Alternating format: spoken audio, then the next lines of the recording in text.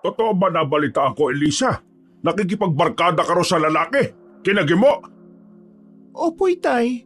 Wala naman po masama ron, di ba? Anong wala? Mga lalaki sila. Hindi ka dapat magtiwala sa kanila. Bakit naman po? Wala naman kami masamang ginagawa ah. Nakikipagkaibigan lang naman sila sa akin, Itay. Anong wala? Sa ngayon wala. Pero darating ang araw at gagawa sila ng hindi tama. Kapag nakita nila ang kahinaan mo, sasamantalahin nila yon para makuha ang kanilang gusto.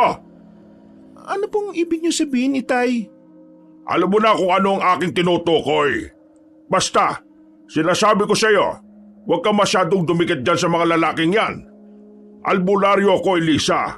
Malakas ang kutob ko. Sige po. Susubukan kong umiwas sa kanila, lalo na kay Gimo. Abay dapat lang. Kapag nalaman ko na nakikipag-ugnayan ka pa riyan ikukulong kita rito sa bahay. Ayaw ko mapahama ka. At kung buhay lang din ang nanay mo, hindi ka rin niya papayagang makipagkaibigan sa mga lalaking yon. Hindi sinagot ng kanyang anak si Kamidyong. Napailing na lang siya nang makitang nagsimula ng mamuo ang luha sa gilid ng mga mata ng dalaga. Dahil dito, iniba niya ang kanilang usapan hanggang sa mawala na rin ang pangingilid ng luha ni Elisa.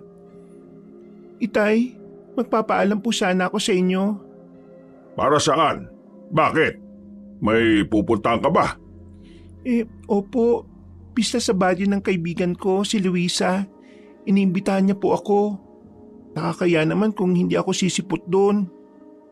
Basta huwag ka magpapagabi ron ha.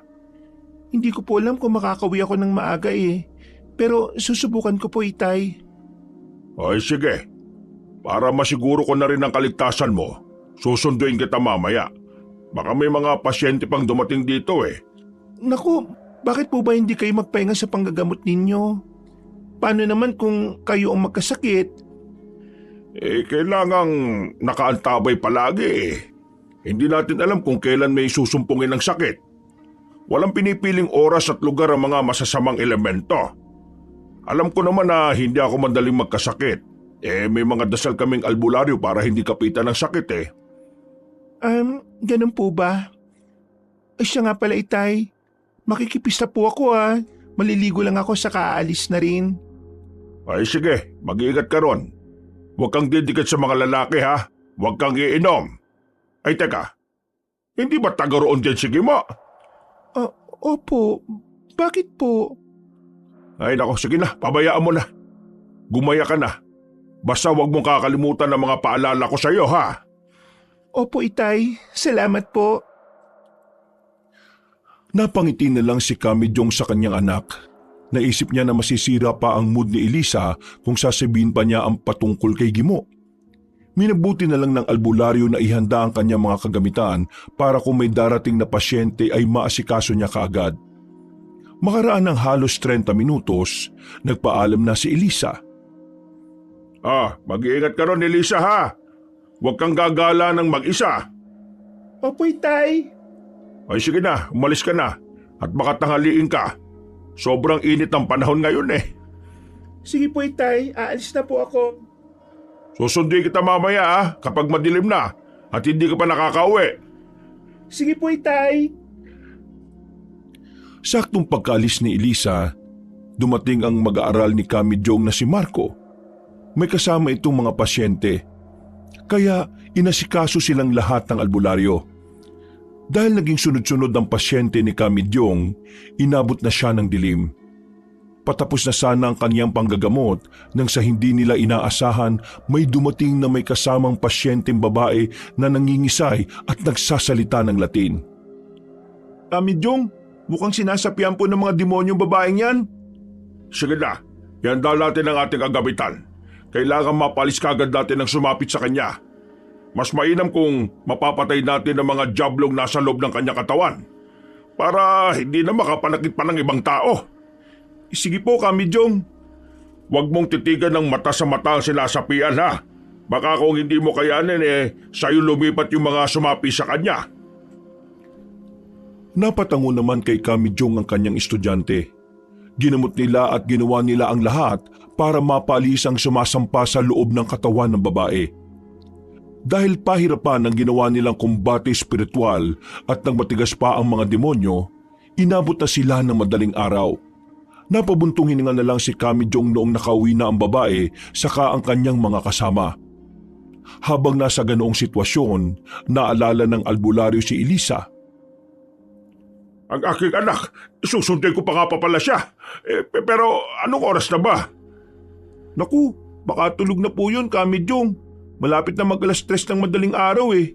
Kung hindi lang sana tayo nahirapan sa pagpapalayas ng nakasaping demonyo sa babaeng yun, baka maagang natapos ang gamutan natin. Kaya nga mas lalo nang lumalakas ang puwersa ng dilim ngayon. Kaya nga po, Kami Jong, pati mga aswang ngayon, parang nagiging malakas na rin ang loob. Paano mo naman nasabi? Sa kabilang bayan kasi, may napabalitang mag-asawa na pinasok ng mga aswang sa kanilang bahay. Pinatay at kinain pa yung sanggol na nasa sinapupunan ng babae.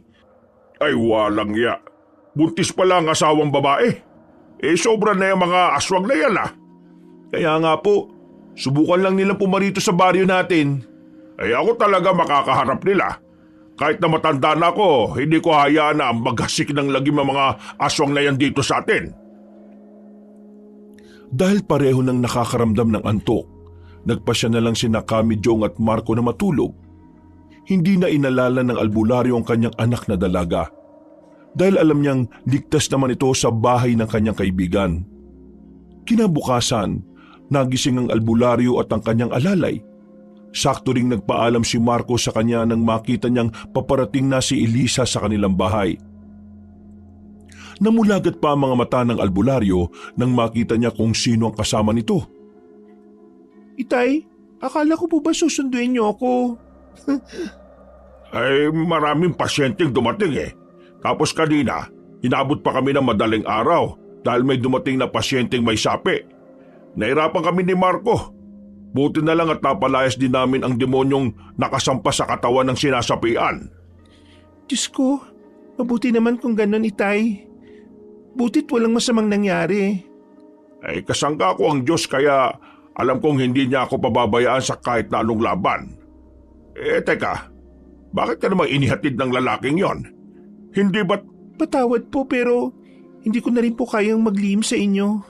Alam ko pong magagalit kayo pero dinala ko po rito si Gimo para formal pong sabihin sa inyo ang totoo.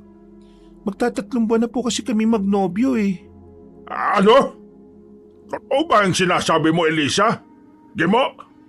Opo, matagal na po naming gustong sabihin sa inyo kaso natatakot si Elisa. Hindi sumagot si Kami Jong sa sinabi ng dalawa. Napatitig na lamang siya kay Gimo at napansin niyang hindi ito mapakali.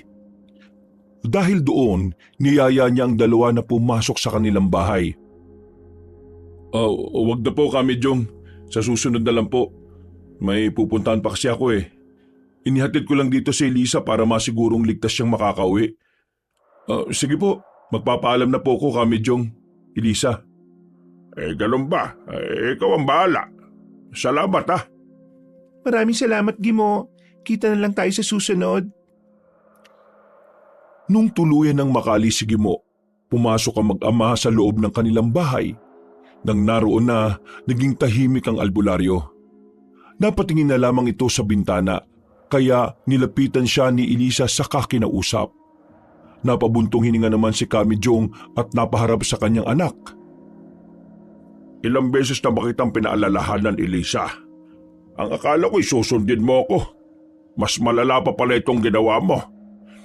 Patawad po, Itay, pero mabait naman po si Gimo Alam naman po namin ang aming limitasyon. Kung nangangamba ka pong mabubuntis ako, hindi yan mangyayari.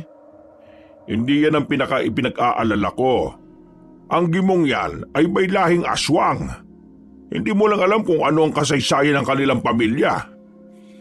Si tatay naman kung ano-anong pinagsasabi para lang hiwalayan ko si Gimo. Anak, totoong sinasabi ko. Ilang beses ko nang nakasagupa ang kanyang mga magulang dati. Wala na raw sila, patay na ang kanyang mga magulang.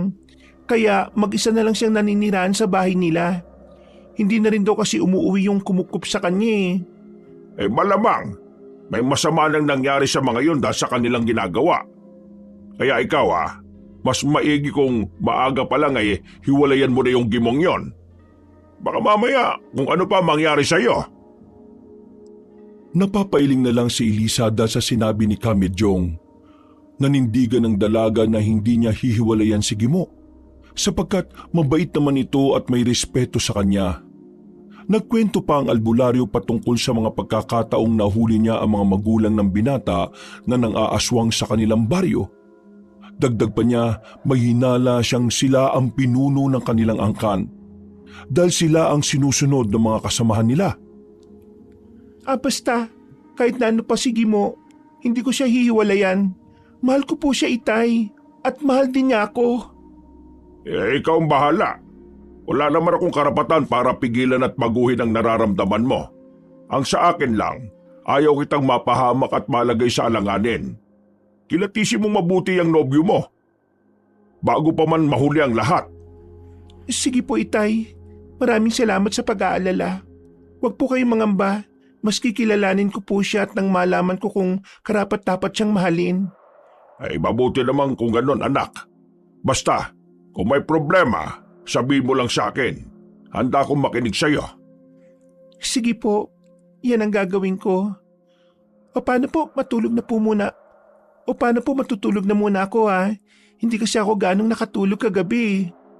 Ay sige, bababa na rin ako at gagawa ng mga nakabinbing kong gawain sa labas. Magmula ng araw na yon, naging abala na si Kamijong. Maliban sa mga gawain niya sa bukid, marami din pumupunta sa kanilang bahay at maging ang nagpapatawag sa kanya para magpagamot. Naging madalas din ang pag-alis ni Elisa, kaya hindi niya na ito nakakasama ng malimit. Dahil sa dami ng kanilang inaatupag, hindi na niya napagsabihan ng anak niyang dalaga. Hindi na rin niya nalaman kung sino ang mga naging kasama nito. Isang beses, bandang 2:00 ng madaling araw, saktong pagka-uwi ni Kamijong mula sa bahay ng kanyang pasyente nang dumating din si Elisa. Amoy alak ito at pasuray-suray kung maglakad. Elisa, saan ka na naman galing? Bakit lasing ka, ha? Doon lang po sa kaibigan ko. Nakayayaan kasi kaming uminom dahil kaarawan niya eh. Teka, mag-isa ka lang bang umuwi rito? Hindi ka man lang ba hinatid ng nobyo mong may lahing... Huwag niyo na pong ituloy. Oo, hinatid niya ako. Hindi naman ako magpapakalasing kung alam kong walang mag-aatid sa akin eh. Sabihin mo nga sa akin, may ginawa ba siya sa'yo? Umamin ka, Elisa, ha? Wala, Itay. Mabait si Gimo. Kaya hindi niya gagawin ng kung anumang iniisip niyo. Siguraduhin mo lang, Elisa. Kung hindi, dalawa kayong malilintikan sa akin. Teka, bakit parang may iba yata sa paglalakad mo, ha? Si tatay talaga. Lasing po ako eh. Sige na po, pumasok na tayo at gusto ko nang matulog.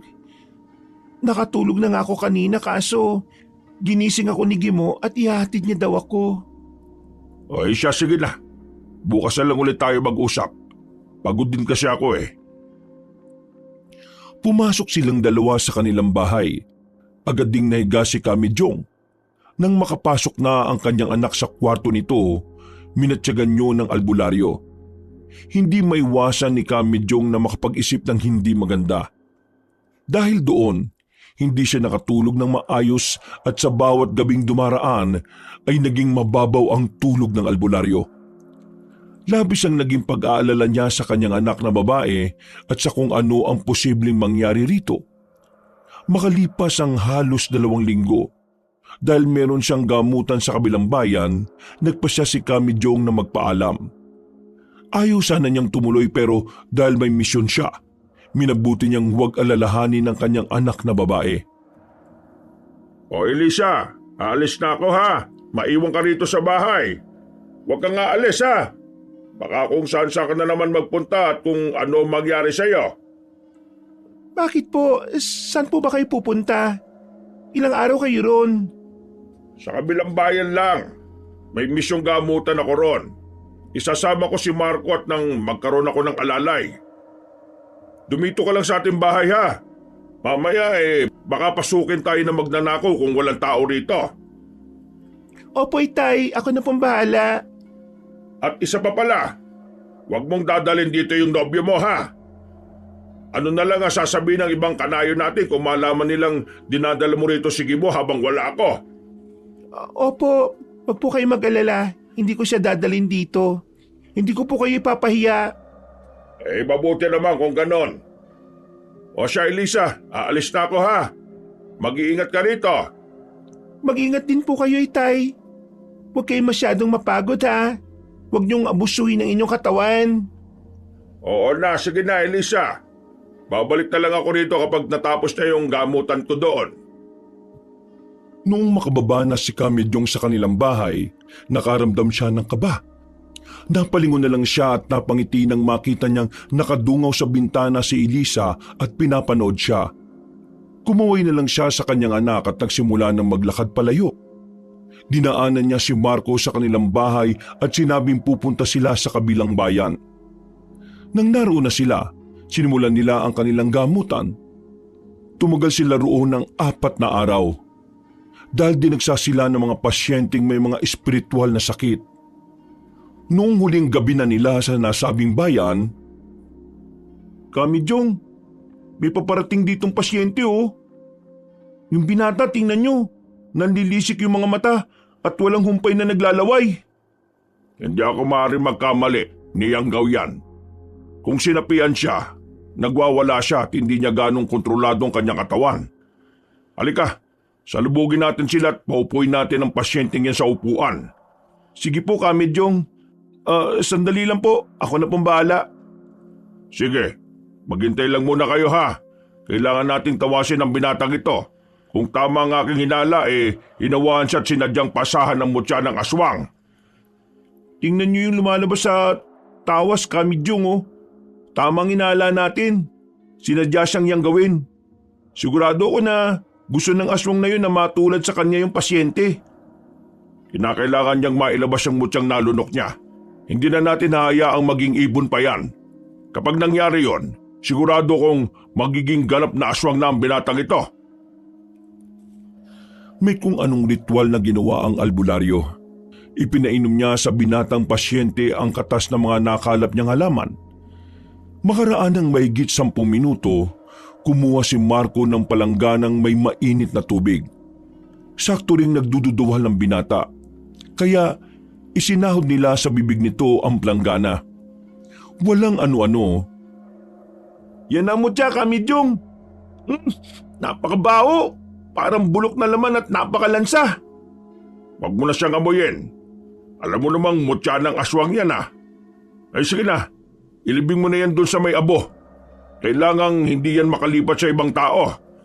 Sige, Kamidyong. Sandali lang po't gagawin ko yung sinabi nyo. Bilisan mo lang at na makabalik ka kagad dito. Nung wala na si Marco, pinainom ni Kamidyong ng tubig na may orasyon ng pasyente. Pinayuhan na lang din niya itong huwag basta-basta makikipagsalamuha sa ibang tao na hindi niya kakilala. Nagpasalamat naman ang pamilya ng binata dahil sa naging tulong nito. Noon din, nagpaalam na sila at naiwan doon si Kamidyong. Nung makalis na ang pasyente, napalunok ng kanyang laway ang albularyo nang makarinig siya ng paghuni ng tiktik. Sakto ring nakabalik na si Marco at narinig din niya ang ingay sa kanilang paligid. Mukhang may bisita tayo dito, Kamidyong Oo nga. Teka lang at titingnan ko sa labas. Sama na kita, Kamidyong. Mamaya baka marami sila. Kahit ilan pa sila, hindi ako natatakot sa mga nilalang na yan. Isang usal ko lang ng orasyon patay ang mga yan. Nang makalabas na sina Kamidyong, nagmatsyag sila sa paligid. Napatawan na lang sila nang biglang tumahimik. Wala na ring naramdamang kakaiba ang albularyo. Kaya niyaya na lang niya si Marco na pumasok sa bahay na kanilang tinutuluyan. Dahil sa panandali ang pagbisita ng nilalang sa kanila, naalala niya ang kanyang anak at ang nobyo nitong pinaghihinalaang aswang. Ikaw, Marco, naniniwala ka bang aswang si Gimo? Sino pong Gimo yung tinutukoy nyo, Kamidyong? ang kaibigan ng ate Elisa mo, nobyo na pala niya. Ano, naniniwala ka ba, Marco? Hindi ko alam kung totoo yung kwento ng ibang tao pero mukhang mabait naman kasi si Gimo Yun nga lang, hindi lang siya palakibo at madalas nagiging mapag-isa. Hindi nakasagot ang albularyo. Minabuti niyang huwag nang sabihin sa kanyang mag-aaral ang katotohanang alam niya patungkol sa kay Gimo. Naisip niyang pabayaan na lang ang nasabing bagay at siya na mismo ang lulutas sa kung anumang problema na posible nilang kahaharapin dahil sa pakikipagrelasyon ni Elisa sa nasabing bata. Dahil wala na rin silang pasyente, napagpasyahan ng dalawa na matulog na lang. Maaga pa kasi silang uuwi sa kanilang bayan, kaya hindi sila po pwedeng magpuyat. Kinaumagahan, nagising si Kami Jong dahil sa lakas ng kabog ng kanyang puso. Agad niyang naalala ang kanyang anak, kaya naganda na siya para sa kanilang pag-alis. Nung magising si Marco, niyaya na agad siya ng albularyo para umuwi sa kanila. Pagkarating ni Kami Jong sa kanilang bahay, naabutan niyang naduduwal si Elisa. O Elisa, ano nangyayari sa iyo? Ilang araw lang ako nawala. Bakit naduduwal ka niyan? Wala po itay. Sumasakit lang po yung tiyan ko dahil sa kinain ko kagabi. Sigurado ka ba? Halika nga rito at nang matingnan kita. Wag na po itay, ayos lang ako. Kailangan ko lang siguro magbawas. Parang iba rin kasi yung kalagayan ng sikmura ko Sigurado ka ha? Halika, pupulsohan lang kita. Ayos lang po talaga ako itay. Sige po, magbabawas muna ako sa kamaliligo. Siya nga pala, pupunta ako sa kaibigan ko Tutulong ako sa kanya sa pananahi. Sayang naman ang kikitain ko ron kung sakali Ikaw bahala. Pero sigurado ko bang wala kang sakit o ano pa man? Wala ito itay. Kaya ko pong sarili ko. Napatango na lang si Kami Jong sa kanyang anak. Habang nasa ganong sitwasyon sila, pinagmasdan niya ng maigi ang dalaga. Napakamot noo ang albularyo nang mapansin niyang iba ang pintig ng pulso ni Elisa sa bandang liig. Kinutuban siya ng hindi maganda. Kaya napagpasyahan niyang kumprontahin ito. Elisa, magtapat ka nga sa akin. Buntis ka ba? Hindi po. Paano naman ako mabubuntis niyan? Di sige mo. Baka kung anong ginawa niya sa'yo. Wala po. Pinagkatiwalaan naman po ninyo siya, di ba? Wala siyang masamang intensyon sa akin. Siya, sige na. Umalis ka na't baka akong tanghaliin ka. Ako nang bahala rito sa bahay. Tiningnan na lang ng albularyo ang kanyang anak nung bumaba ito sa kanilang bahay. Napalunok ng laway niya si Kami Jong at naisip na hindi siya maaaring magkamali sa kanyang hinala. Gayunpaman, mas pinili niyang kay Elisa mismo manggaling ang kumpirmasyon patungkol sa kanyang kutob. Bandang 7:00 ng gabi nung dumating si Elisa sa kanilang bahay. Sinalubong agad ito ni Kami Jong at nagtaka siya dahil may naririnig siyang mahinang paghuni ng tiktik. Mukhang sinusundan ka ng aswang Ano ba nangyayari sa iyo? Yan nga rin po ang rason kung bakit nagmamadali ako Buti na lang talaga hindi niya ako inatake. Ilang beses ko naman kasing sinasabi sa iyo na huwag ka magpapagabi. Yan tuloy. Sinundan ka dito ng hayop na yan. Hindi ko na po ulitin, tay. Pasensya na po. Tapit-tapo na kasi nung matapos ang pananahi namin Ayos lang. Ang importante, ligtas kang nakauwi rito sa atin. Ako nang bahala sa nilalang na nasa labas. Umanda siya sa akin kapag hindi pa siya umalis dito. Noon din, kinuha ni Kami Jong ang kanyang itak. Bago bumaba sa kanilang bahay, umusal siya ng orasyon para sa tagabulag. Alam niyang sa paraang yon, madali niyang mahuhuli ang aswang kung sakali.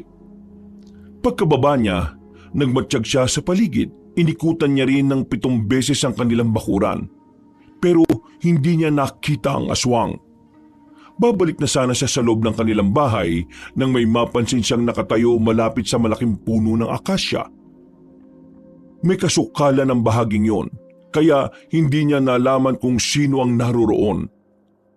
Upang matukoy kung aswang o hindi ang nakatayo, umusal siya ng tigalpo at itinira patungo sa kinaroroonan ng nilalang. Napailing na lang siya nang makarinig siya ng pag-ungol. Napagtanto niyang aswang yon, kaya muli siyang umusal ng dasal para mapako ang nasabing nilalang. Pero bago pa man makumpleto ni Kamijong ang kanyang orasyon, biglang umalis ang aswang. Napasipat na lang na mabuti ang albularyo sa bahaging dinaanan niyo nang marinig niya ang pagkaluskos ng tumakas na ito. Nang masiguro niyang wala na ang nilalang, bumalik siya sa loob ng kanilang bahay. Noon din, niyaya niya ang kanyang anak na kumain ng hapunan. Pagkatapos nila, saglit silang nagkwentuhan. Elisa, naramdaman mo ba ang nakasunod sa iyo? May nakita ko sa labas na nagmamatsyag sa iyo rito. Wala naman po, Itay. Teka, hindi ka ba hinatindigin mo dito sa atin? Aba, hindi po. May trabaho po kasi siya eh. Kaya hindi na niya ako nasamahan sa pag-uwi. Kung ganon, sino yung nasa labas? Malamang yun yung aswang na naririnig natin kanina pa. Magtapat ka nga sa akin, Elisa. Ang totoo, buntis ka ba? Hindi ko nga rin po alam, Itay eh. Pero tuwing umaga, nahihilo ako at nasusuka. May mga pagkain din akong gustong kainin at sobrang talas ng aking pangamoy. Sandali, pupulsuhan kita. Kumalma ka lang muna, Elisa. Sige po, Itay. Aba, buntis ka nga. Lintik na gibo yan. Pinagsamantalahan niya yung kahinaan mo. Sinasabi ko na nga bang hindi mapagkakatiwalaan yung lalaking yun eh. Patawad po. Wala naman po kasalanan si Gimo eh. Dalawa kami ang may kagustuhan sa nangyari. Hindi po niya ako pinilit. Paano na ngayon yan? Pinagsabihan na kitang huwag kang didikit at makikipagkaibigan sa binatang yun ah. May lahi nga siyang aswang. Baka kung pati ikaw mahawaan niya. Wala akong pakialam, Itay. Handa akong harapin kung ano man ang mangyayari sa akin at sa aming anak. Bukas na bukas din. Gusto kong dalhin mo siya rito. Gusto ko siyang makausap ng masinsinan. Po, Itay. Gagawin ko ang sinasabi ninyo.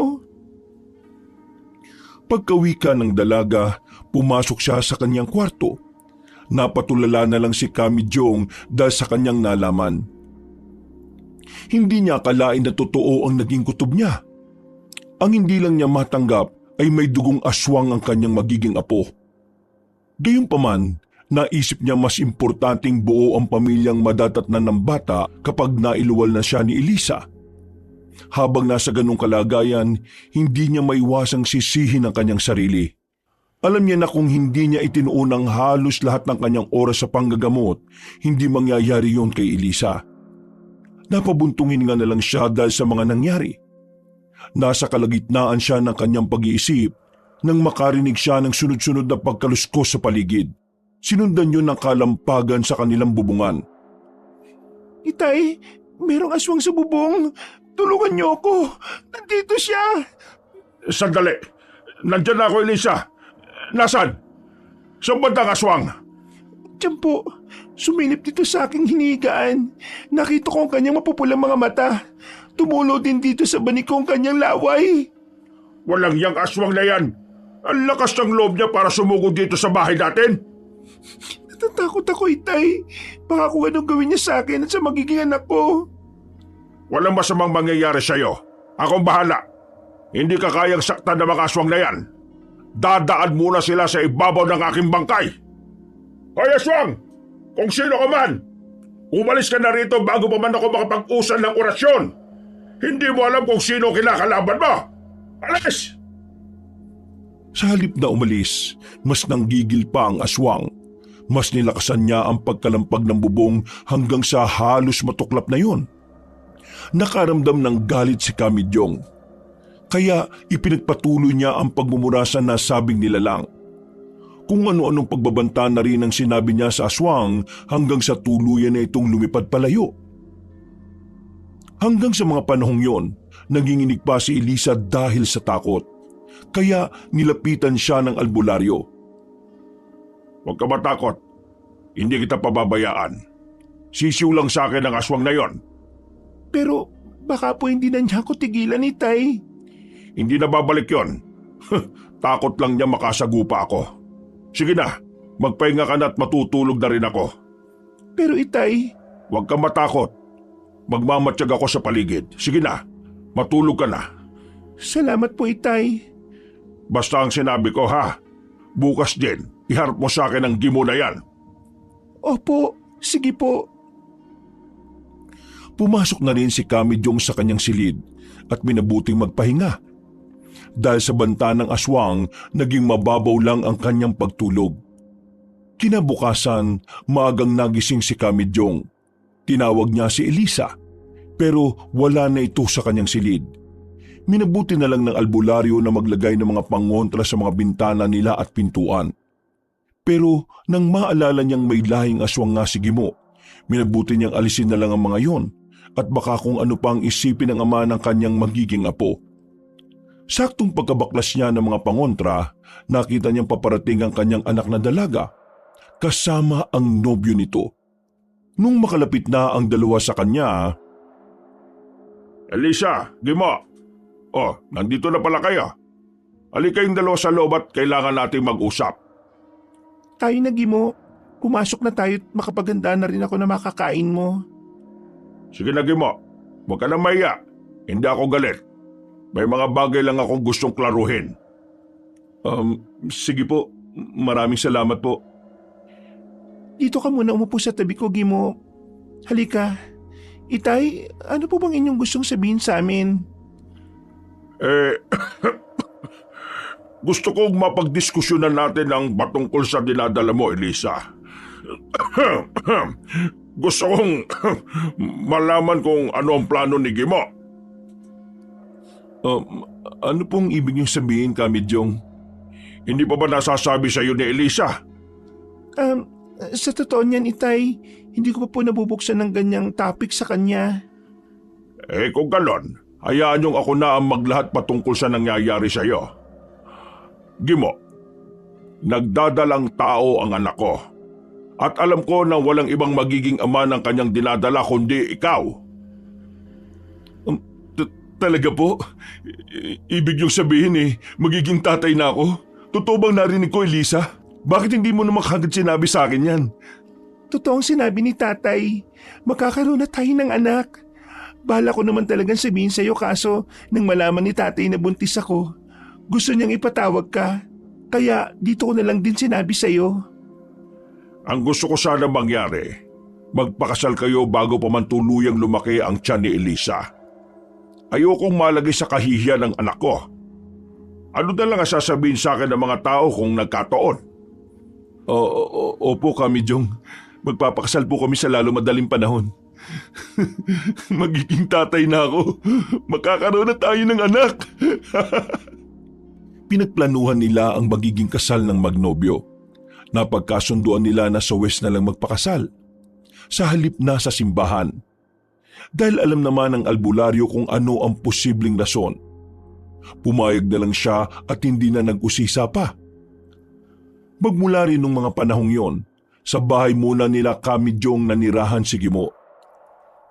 Kahit papaano ay nakampante ang albularyo at naabunutan siya ng tinik dahil hindi tinakasan ng binata ang kanyang responsibilidad kay Elisa. Isang gabi, nung hibig na sa pagtulog si Elisa, nagkwentuhan sina Kami Jong at Gimo. Gimo, pasensya ka na kung nung umpisa ay hindi naging maganda ang pakikisama ko sa iyo ha. Ama ako at gusto ko lang naman protektahan ng nag-iisa kong anak. Wala po yun. Naintindihan ko kayo, Kami Jong. Pero wag po kayo mag-alala. Hindi ko pababayaan si Elisa at ang magiging anak namin. Salamat Gimo. Ngayon, malaki na ang tiwala ko sa iyo. Sana naman wag mo kong bibiguin. Wag po kayo mag-alala. Hindi ko kayo bibiguin. Pangako po. Teka. Nasaan na nga pala yung mga magulang mo? Balita ko mag-isa ka na lang na namumuhay. Opo Mag-isa lang ako. Wala na kasi sila. Bata pa lang ako nung pinatay sila.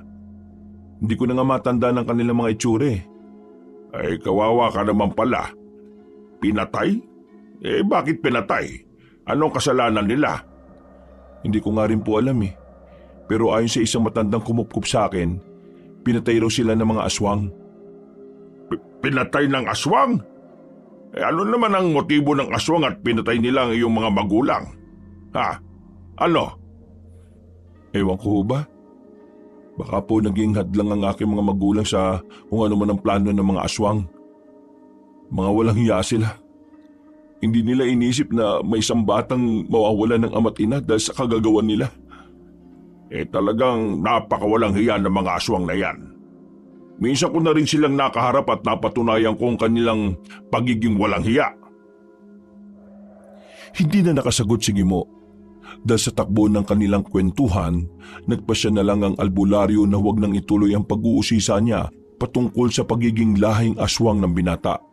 Naisip din ni Kamijong na baka walang alam si Gimo sa pagkakaroon niya ng lahing aswang. Nasa kalagitnaan sila ng kanilang pagkukwentuhan nang biglang matigilan ng binata. O Gimo, bakit? May problema ba? May aswang mo sa paligid. May kakaibang enerhiya akong nararamdaman. Teka, ano bang pakiramdam na sinasabi mo? Paano naging kakaiba? Hindi ko nga rin po may paliwanag eh. Basta, alam ko kapag mayroong aswang sa paligid, Kamijong. Magsasalita pa sana si Kamijong nang biglang may kumalubog sa dingding na malapit sa silid ni Elisa. Nagkatinginan na lang ang dalawa at pareho silang nagkaroon ng kutob na mayroong aswang doon. Dahil dito, naunang maglakad ang albularyo. Kinuha niya ang kanyang itak saka nagmamadaling lumabas sa kanilang bahay. Saktong pagkalabas niya, sumunod din sa kanya si Gimo na meron ding hawak na itak. Mukhang nandyan lang sila sa bandang likuran, Gimo. Halika, puntaan natin yan. Ayun po, may nilalang na tumakbo patungo sa kasukalan. Malamang, yan na yung aswang na nanggugulo rito. Kung hindi ako nagkakamali, si Elisa ang punteriya niyan. Teka, may mga umaaligid sa ating bakuran. Sigurado na hindi lamang iisang aswang, may mga kasama pa siya. Doon tayo sa bandang likuran ng kusina. Mukhang may kumakaluskos doon eh. Sige po, maging alerto lang tayo. Mga nilalang ng dilim ang ating kalaban eh. Naging marahan ang kanilang paglalakad patungo sa kusina. Nasa kalagitnaan na sila ng kanilang paglalakad na makarinig sila ng pag-angil sa kanilang likuran. Agad silang napalingon at napalunok ng kanyang laway si Kamijong nang makita ang 7 aswang na nakatayo roon. Napalingon pa siya sa bahagi kung saan nakaharap si Gimo. At nakita niyang may nakapwestong 3 aswang. Ako na bahala sa 7 yan. Ikaw naman ang haharap sa 3. Ano, makakaya mo ba? Opo, ako pong bahala. Kaya ko silang talunin. Lahat gagawin ko para lang mapangalagaan ang aming magiging anak. Kung ganon, tayo na. Kung hindi ba natin mapapatay ang mga aswang na ito, kailangan maitaboy natin sila. Sige po, Kamijong. Nagiwalay sina Kamijong at Gimo para harapin ang mga aswang. Nang makita niyang nakangisi ang mga yun at nakahanda, umusal siya ng kanyang poder at pondo sa katawan. Ilang sandali pa, mabilis na lumapit ang albularyo sa 7 nilalang upang sumugod. Umangil sila at agad na umaligid sa kanila. Sa isang pagkisap ng mga mata ng albularyo, sinunggaban siya ng 7. Hindi naman siya natinag at nilabanan niya ang mga aswang. Nasa kalagitnaan siya ng kanyang pakikipaglaban nang marinig niyang napasigaw si Gimo. Ibinaling ni Kamijong ang kanyang pansin doon at nang makita niyang hawak ng 3 aswang ang ama ng kanyang magiging apo. Sinikap ng albularyo na makalapit doon, pero bago pa man niya magawa ang kanyang binabalak, Kamijong, tulungan mo ako! Mga inayupang na aswang to! Tulong! Sandali, uubusin ko muna ito. Ang hirap nilang talunin eh. Hindi bale, mahihina lang naman ang mga ito eh. Wala pa ito sa kalingkingan ng mga nakalaban ko dati. Hindi niyo kaya makuha ang aking anak! Kahit na kailan pa kayo sumugod dito, gagawin namin ang lahat para maprotektahan si Elisa! Nandyan na ako, Gimo! Humugot ng kanyang lakas si Kamijong at itinulak ang mga aswang na nakahawak sa kanyang braso. Nang mapatras sa mga nilalang, inundayan sila ng taga ng albularyo. Naging rason yun para matumba ang ibang aswang na kaharap niya. Nang 2 aswang na lang ang kalaban ni Kami Jong, napalingon siya sa kinaroroonan ni Gimo. Napamulagat na lang ang kanyang mga mata nang makita niyang mas naging malakas ang binata. Nagawa niyang ibalibag ang 2 nilalang at ang isa na may sinakal siya. At ang isa na may sinakal niya. Humanda kayo sa akin! Uubusin ko kayo lahat! At titiyakin ko mapapatay ko pati ang inyong pinuno! Gimo, tapusin mo na yan! Kailangan walang matira sa mga aswang na ito. Kung may isa man sa kanila ang tatakas, panigurado na magsusumbong siya sa iba nilang kasamahan. Sige po, Kami Jong. Ako nang bahala sa mga ito. Kayong 2 aswang, lumapit kayo rito sa akin at nang malaman nyo kung gaano katalim ang ita ko. Ibinaling ni Kami Jong ang kanyang pansin sa 2 natitirang aswang. Napaangil naman ang mga nilalang at mabilis na sumugod sa kanya. Nang mga panahong yon, mas ginalingan pa ng albularyo ang pakikipaglaban sa mga aswang hanggang sa pareho nang nabuwal sa lupa ang mga yon. Nang makita ni Kami Jong na buhay pa ang mga yon, nilapitan niya ang mga ito at isa-isang pinugutan ng ulo. Kalaunan, nang masiguro na niyang hindi na mabubuhay ang mga aswang, nilapitan niya si Gimo na nooy nakikipagpambuno sa 2 aswang na kinakalaban niya. Gimo, nasa na 3 aswang? 3 kalaban mo kanina. Nandyan lang po siya. Kanina pa nakahundusay ang nilalang na... Hindi! Baka nakatakas siya, Kami Jong. Hanapin ko po siya. Wag na. Ako na lang ang tutugis sa aswang na yon. Siguraduhin mo lang na wala nang mabubuhay pa sa nakalaban mo. Babalik din kaagad ako at ililigpit natin ang mga bangkay na yan. Ikaw po ang bahala, Kami Jong. Ay sige, diyan ka muna, Gimo. Saktong pagkalis ng albularyo sa kanyang bakuran, may narinig siyang kaluskos papasok sa kasukalan. Kinutuban siya na yun na ang aswang na tumakas. Kaya nagpasya siyang sundan ito. Habang papalayo siya sa kanyang bahay, napaisip siya patungkol kay Gimo. Nakita niyang iba ang angking bilis ng binata kaysa sa normal na tao. Dahil dito, naginala siyang baka unti-unti nang nagigising ang dugong aswang sa kaugatan noon. Nang tuluyan siyang makapasok sa kasukalan, hinanap niya ang nilalang na nakatakas. Inalam niya kung saan to posibleng sumuot. Pero kahit nilibutan niya ang buong bahagi ng kasukalan, ay hindi pa rin niya mahanap. Akmang babalik na sana siya sa kanilang bahay nang makaamoy ng malansang samyo ang albularyo. Lumakas din ang pintig ng kanyang puso at naramdaman niya na may ibang presensya. Nang tingnan niya ang paligid, wala naman siyang nilalang na nakita roon. Sigurado ka ba na ang binatang ipinatuloy mo sa iyong bahay ay ang ama ng dinadala ng buntis mong anak? Sino ka? Ano kailangan mo? Anong ibig mong sabihin? Hindi na mahalaga kung sino ako. Gusto ko lang na iparating sa iyo na kilatisin mo muna ang binatang umako sa dinadala ng anak mo. Baka mamaya iba pala ang totoong ama ng sanggol. Kung sino ka man, magpakita ka. Hindi magandang biro ang mga sinasabi mo. Harapin mo ako at sisiguraduhin kong puputulan kita ng tila. At kung hindi ako haharap, makikita pa rin kita. Kaya kong ubusan lang dasal para mapatay ka lang. Hindi mo yata kilala ang iyong binabangga, aswang. Hindi mo rin ako kilala. Mahinang albularyo! Isang tawag ko lang sa mga kasama ko. Paliligiran kanila at paghahatian nila ang iyong mga laman. Pero hindi ko gagawin yon. Mas maganda kung tayong 2 mismo ang maghaharap.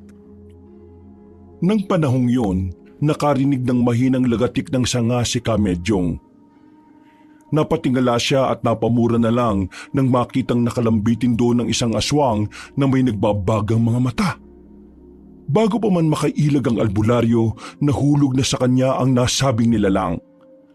Nagpambuno silang 2 at dahil madulas ang katawan ng nilalang, nahirapan si Kamejong. Kung ikaw man ang may pakana kung bakit sinalakay ng mga aswang si Elisa, humanda ka! Hindi matatapos ang gabing ito at mapapatay kita! Mapapatay? Sigurado ka ba sa sinasabi mo? Baka magsisi ka kapag nalaman mong ipagpatuloy mo. Anong gusto mong sabihin? Wala. Ano ba ba ang sasabihin ko? Malalaman mo rin sa susunod na pagkakataon. Wala nang pagkakataon. Ngayon pa lang, papatayin kitang aswang ka. Yun eh kung makakaya mo. Mas lalo pang naging maigpit ang pagkakasakal ng aswang kay Kamidyong. Sinikap naman ng albularyo na ipihit ang kanyang katawan para makaalis sa ilalim ng nilalang. Pero sobrang bigat nun at nawalan siya ng lakas dahil sa napakabahong amoy ng aswang. Habang nasa ganong sitwasyon, kinapan ni Kamidyong ang kanyang itak. Bahagya siyang napangisi nang makapa niya ang kanyang itak. Kinuha niya yun at kahit pahirapan ng kanyang sitwasyon, tinaga niya ang pisngi ng aswang. Yan ang nararapat sa mga kagaya mo. Kulang pa yan. Ganon. Sige, dahil tinaga mo ko, gagantihan kita.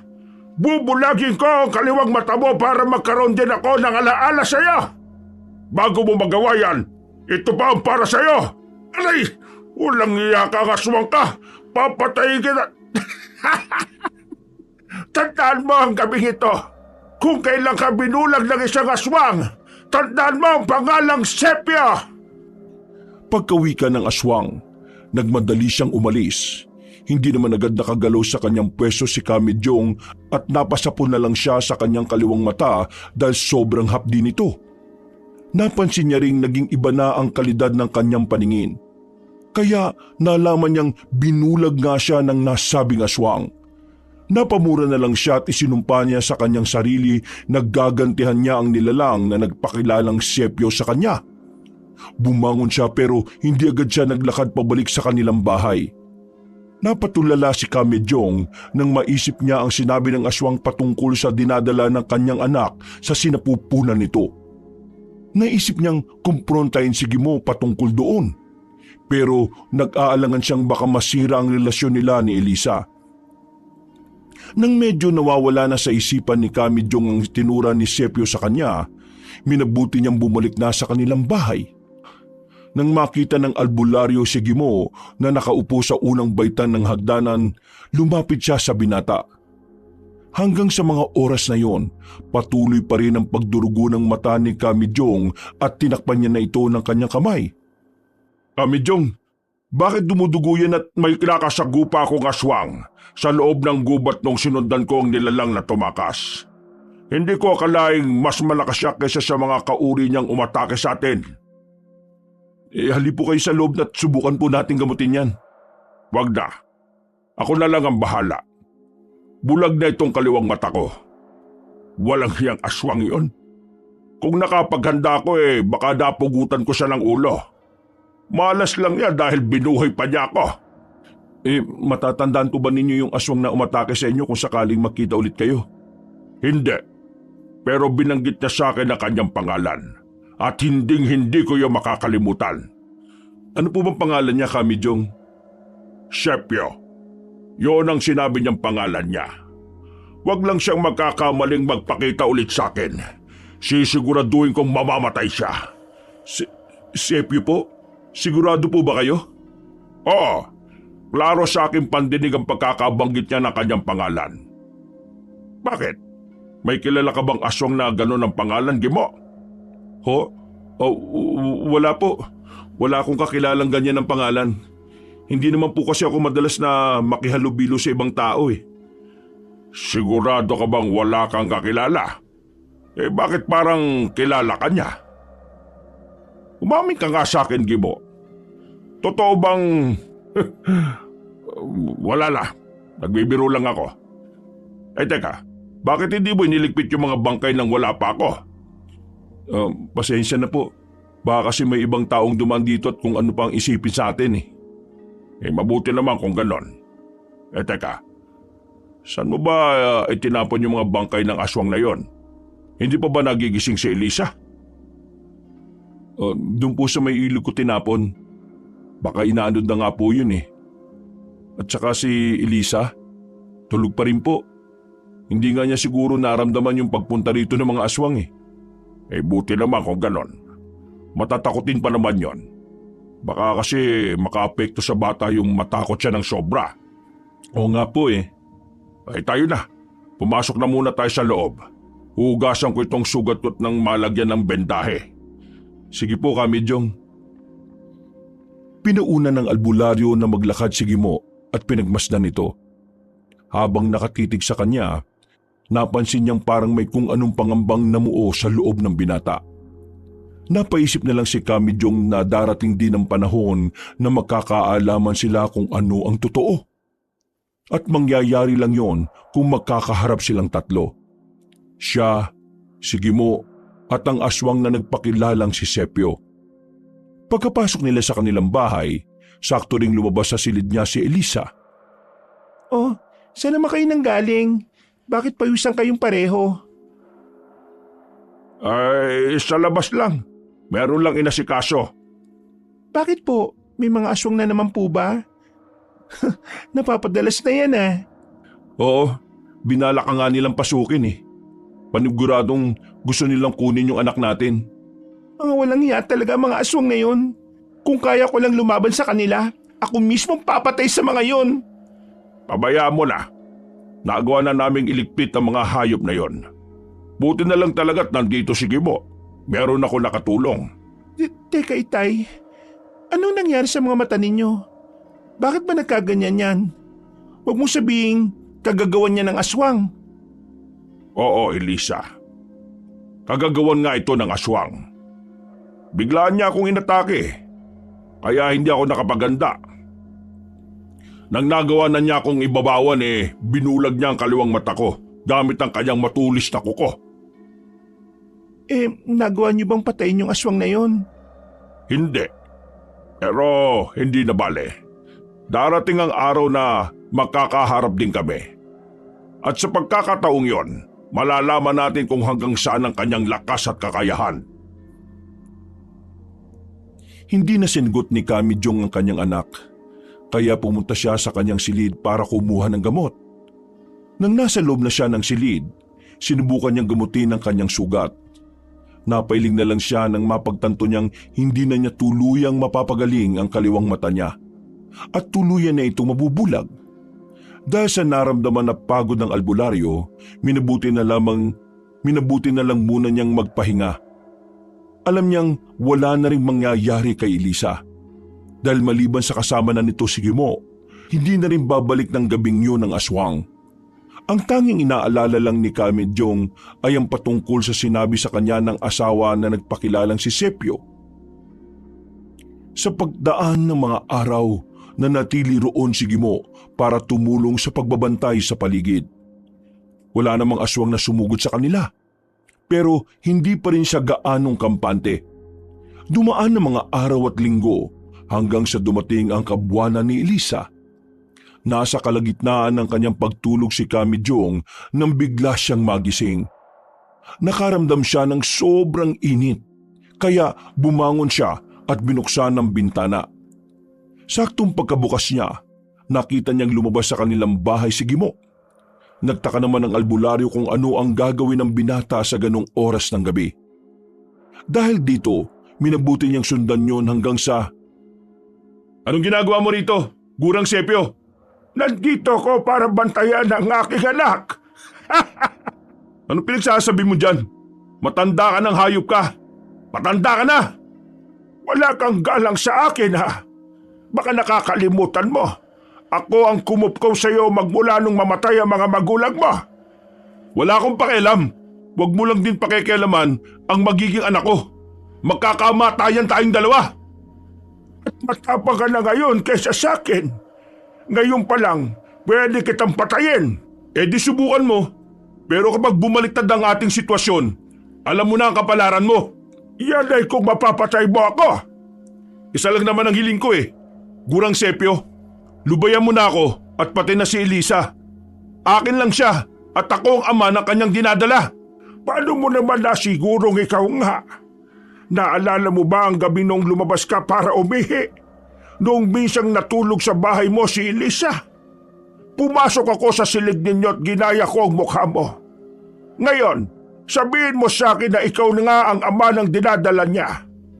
Isa pa, bata ka pa lang ay niritwalan na kita para hindi ka magkaroon ng anak. Nang sa gayon, matuldukan na ang pamumuno ng iyong angkan. Hayop ka talaga, Gurang Sepio! Hindi na sana ako nagtiwala sa'yo! Hindi ko akalaing tatraidorin mo ako ng ganito! Nanginginig ang buong katawan ni Kamijong dahil sa kanyang narinig. Hindi niya akalaing binababoy na pala ng dalawa ang kanyang anak.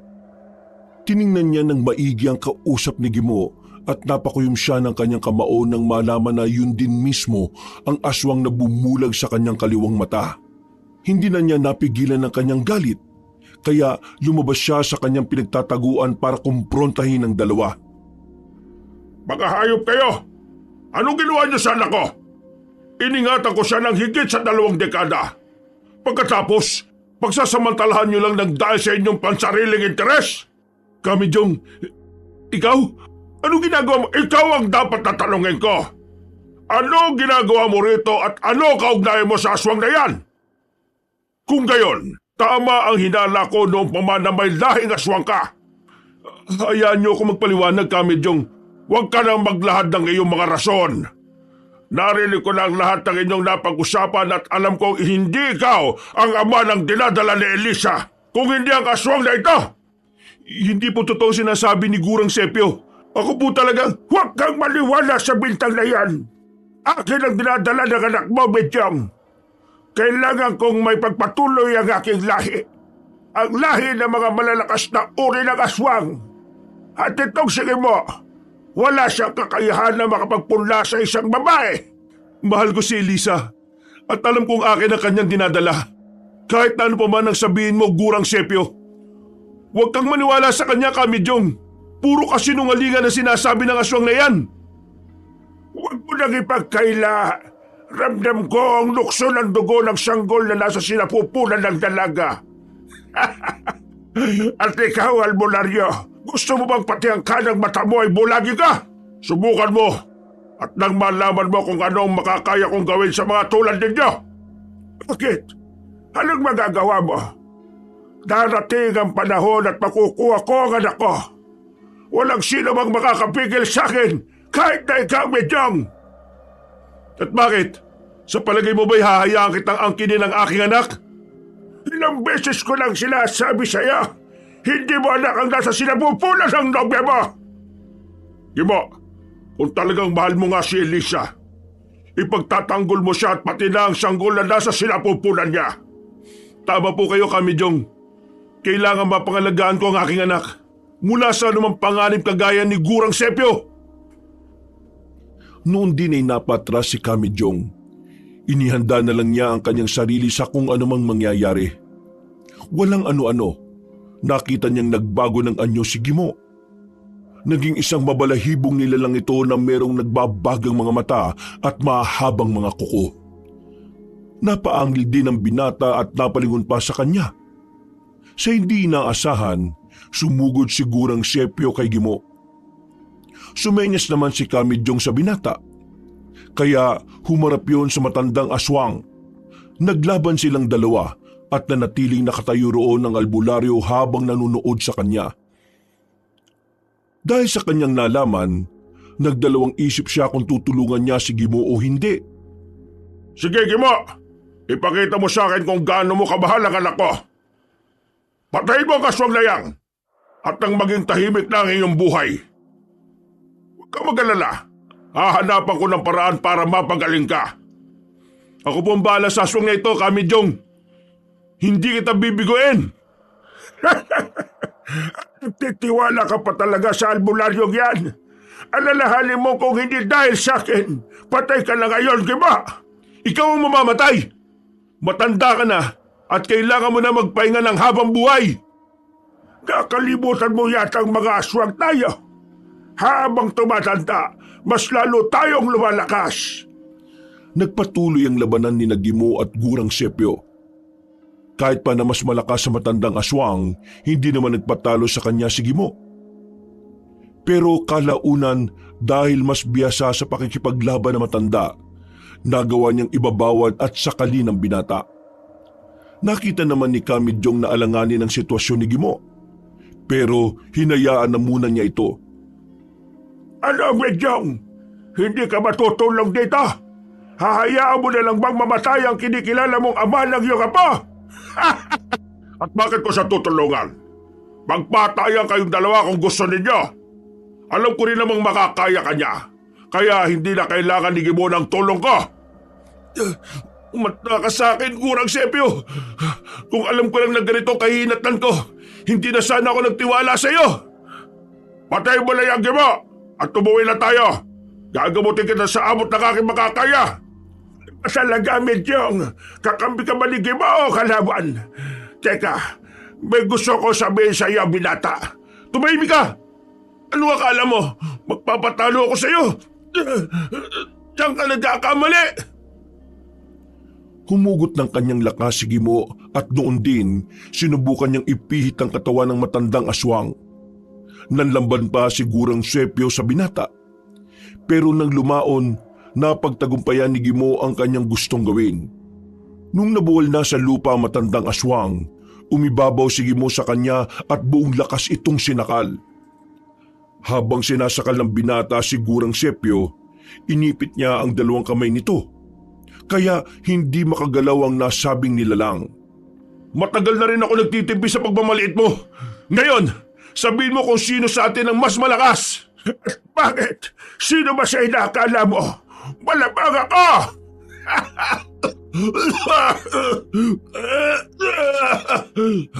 Uulitin ko, sino ang mas malakas? Kapag hindi mo pa inamin na mas malakas ako kaysa sa'yo, babaliin ko ang leeg mo! Talaga bang magagawa mo yan? Teka, bakit ba ako ang inyong kinakalaban? Ha? Hindi naman akong tunay mo kalaban Ano bang ibig mo sabihin? Huwag mo akong uutuin. Hindi ako bata para paniwalaan ng pakulo mo. Walang ibang kalaban dito kung hindi ikaw. Inangkin mo ang sanggol na hindi naman sa'yo. Bakit hindi mo talungin ang ama ng iyong nobya? Siya ang usisain mo dahil mas marami siyang alam kesa sa akin. Kamidyong, anong ibig sabihin ng aswang na ito? Medyong, sabihin mo na ang totoo at kung ano man ang gustong malaman ni Gimo. Nasasakal na ako rito at hindi na ganong makahinga. Wala akong dapat na sabihin. Magpataya kayo riyan hanggat gusto ninyo. Medyong, huwag ka nang magmatigas. Nandito na tayo at kailangang magkaalaman na. Total, naumpisa na natin ito. Kamidyong, may itinatago ba kayong ang albularyong yan ang pumatay sa mga magulang mo, Gimo? Siya ang rason kung bakit naghirap ka simula nung bata ka pa lang. Ngayon sabihin mo, sino ang dapat mong kinakampihan? Ako na dating kumukup sa iyo o ang albularyong pumatay sa iyong mga magulang?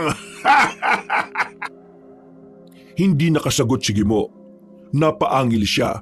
Mas lalo pa niyang hinigpitan ang kanyang pagkakasakal kay Gurang Sepio at sa hindi inaasahan ni Kamidyong napalingon ang binatang aswang sa kanya.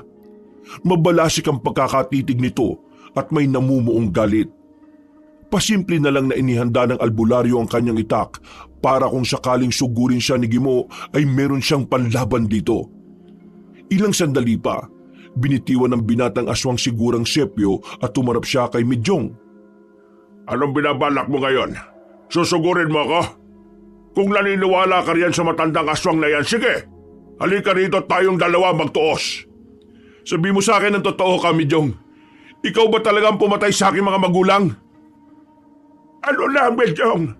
Sabihin mo kay Gimo sa totoo. Hindi ba't ikaw pumatay sa ama nila niya? Gimo, sa likuran mo! Susuguri ka ng traitor na aswang na yan! Napaungol si Gimo nang bigla siyang sinunggaban ni Gurang Sepio. Sinakal siya nito mula sa likuran at nang makatsyempo, kinigat niya sa leeg ang binata. Nagpumiglas naman si Gimo hanggang sa magkaroon siya ng pagkakataon para ibalibag ang matandang aswang. Tumilapon si Gurang Sepio sa mismong harapan ni Kamidyong. Kaya hindi na niya hinayaan pang makapalag ang albularyo. Inibabawan niya ang aswang saka inambahang tatagain. Dahil sa pag-iibabaw niya rito, naging limitado ang galaw ng matandang aswang. Ano, Medyong? Bakit hindi mo magawang aminin? Natatakot ka bang kalabanin ka niya? Hindi ako natatakot sa kahit na sino.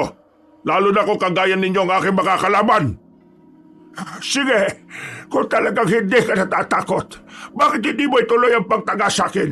Ipakita mo kay Gimo kung paano mo pinaslang ang kanyang mga magulang. Sige! Hinahamon mo ba talaga ako? Itong nararapat sa mga kagaya mo! Bakit? Akala mo ba'y hahayaan kita sa kagustuhan mo? Hindi! Dahil ikaw ang papatayin ko! Tuloy ang tinaga ni Kamijong ang aswang. Pero naging mabilis din ang paggalaw ni Gurang Sepio at sinubukan niyang agawin sa albularyo ang itak nito. Dahil isang aswang ang kalaban ni Kamijong, nangibabaw ang lakas nito sa kanya. Nung lumaon, naagaw nito ang itak ng albularyo. Hindi rin naasahan ni Kamijong ang pagtulak sa kanya ng matandang aswang. Dahilan para mawalan siya ng balanse at mapalumpasay sa lupa. Nagulat pa siya nang lumundag patungo sa kanyang direksyon si Gurang Sepio. Nang nasa tapat na niya ang aswang, sinakal siya nito ng ubod ng higpit na halos hindi na siya makahinga. Walang mo akong demonyo ka! Di mo, kung hindi mo ipaghihiganti ang iyong mga magulang, hayaan mong ako na lang ang gumante sa kanila. Masdan mo kung paano ko dudurugin ang albularyong ito. Pagkatapos niya, ikaw naman ang isusunod ko.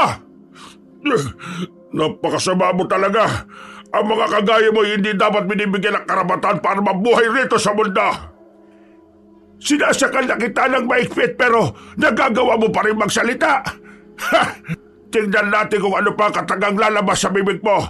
Kung tudurungin ko lang lalamunan mo. Bitiwan mo siya. At akong kalabanan mo, Gurang Sepio. Tayong dalawa magsukatan ng lakas. Aswang sa aswang. Huwag kang magpaandar dyan. Natatakot ka nga sa albularyong ito, hindi ba? Mahina ka, Gimo. At alam mo kung ano ang ginagawa sa mga mahihina. Pinapatay! Wala ka talagang kaluluwa, Sepio. Ang dapat sa iyo ay ito! Noon din, buong lakas na sinipa ni Kamijong si Gurang Sepio. Nang makita naman ni Gimo na napatras sa matandang aswang, sinugod niya ito sa kabuong lakas na sinuntok sa likuran. Napaungol na lang si Gurang Sepio at nang binalak sana nitong sikuhin si Gimo, sinubukan dukutin ng binata ang puso ng matandang aswang mula sa mismong likuran nito. Subalit dahil mas malakas si Gurang Sepio, hindi niya nagawa ang kanyang binabalak. Hinayaan na lang sila ni Kamijong habang nagtatagisan sila ng kanilang kakayahan sa pakikipaglaban. Walang ibang dapat na mamatay rito kung hindi ikaw, Gurang Sepio! Ano ako? Bakit hindi mo ko sisay ng albularyong yan? Itanong mo kung gaano katotoo na siya ang pumatay sa mga magulang mo. At baka sakaling maliwanagan ka kung sino ang totoong kalaban natin dito. Kamijong, sabihin mo nga sa akin, totoo bang sinasabi ni Gurang Sepio? Ikaw ba talaga ang kumitil sa buhay ng mga magulang ko? Oo, ako nga. Hindi ko yan ipagkakaila. Isa kong albularyo, samantalang kayo ay mga aswang. Anong gusto niyong gawin ko? Hahayaan ko mga kagaya niyo na maggasik ng lagim dito sa kalayunan? Ayup ka, Kamijong. Dahil sa'yo, maaga nasira ang buhay ko. Kung hindi namatay ang mga magulang ko, sana hindi naging ganito ang takbo ng kapalaran ko. Oo, aminin ko. Ako pumatay sa kanila. Pero hindi talaga sila ang aking punteriya kung hindi yang si Sepio. Siya ang dapat nandun. Pero sa hindi ko malamang rason, wala siya sa labas ng bahay ng buntis na sinubukan kong iligtas. Ang nandun ay ang iyong mga magulang. Sa wakas, lumabas na rin sa sarili mong bibig ang katotohanan. Oo, at may isa pa akong nalaman. Bago mawalan ng buhay ang iyong inang aswang. Gimo, sinabi niya sa akin na si Sepio ang rason kung bakit sila nandun. Inilahan din niya ang kanyang masamang balak laban sa iyo. Sinungaling! Hindi totoo sinasabi ng albularyong yan! Gurang Sepio, ang isang nilalang na mamamatay na ay wala nang dapat ipagsinungaling. Ngayon, magsabi ka sa akin ng totoo. Ikaw ba ang tunay na rason kung bakit namatay ang ama't ina ko? At mas naniniwala ka dyan sa albularyo. Pagkatapos nating magpatayan, papatayin din niya ang matitira sa ating dalawa. Huwag mong ibahin ang usapan. Sagutin mo ko. Ikaw ba ang may pakana ng lahat ng ito? At kung sabihin ko ako, May magagawa ka ba? Ikaw na ang huling lahi ng iyong angkan, Gibo.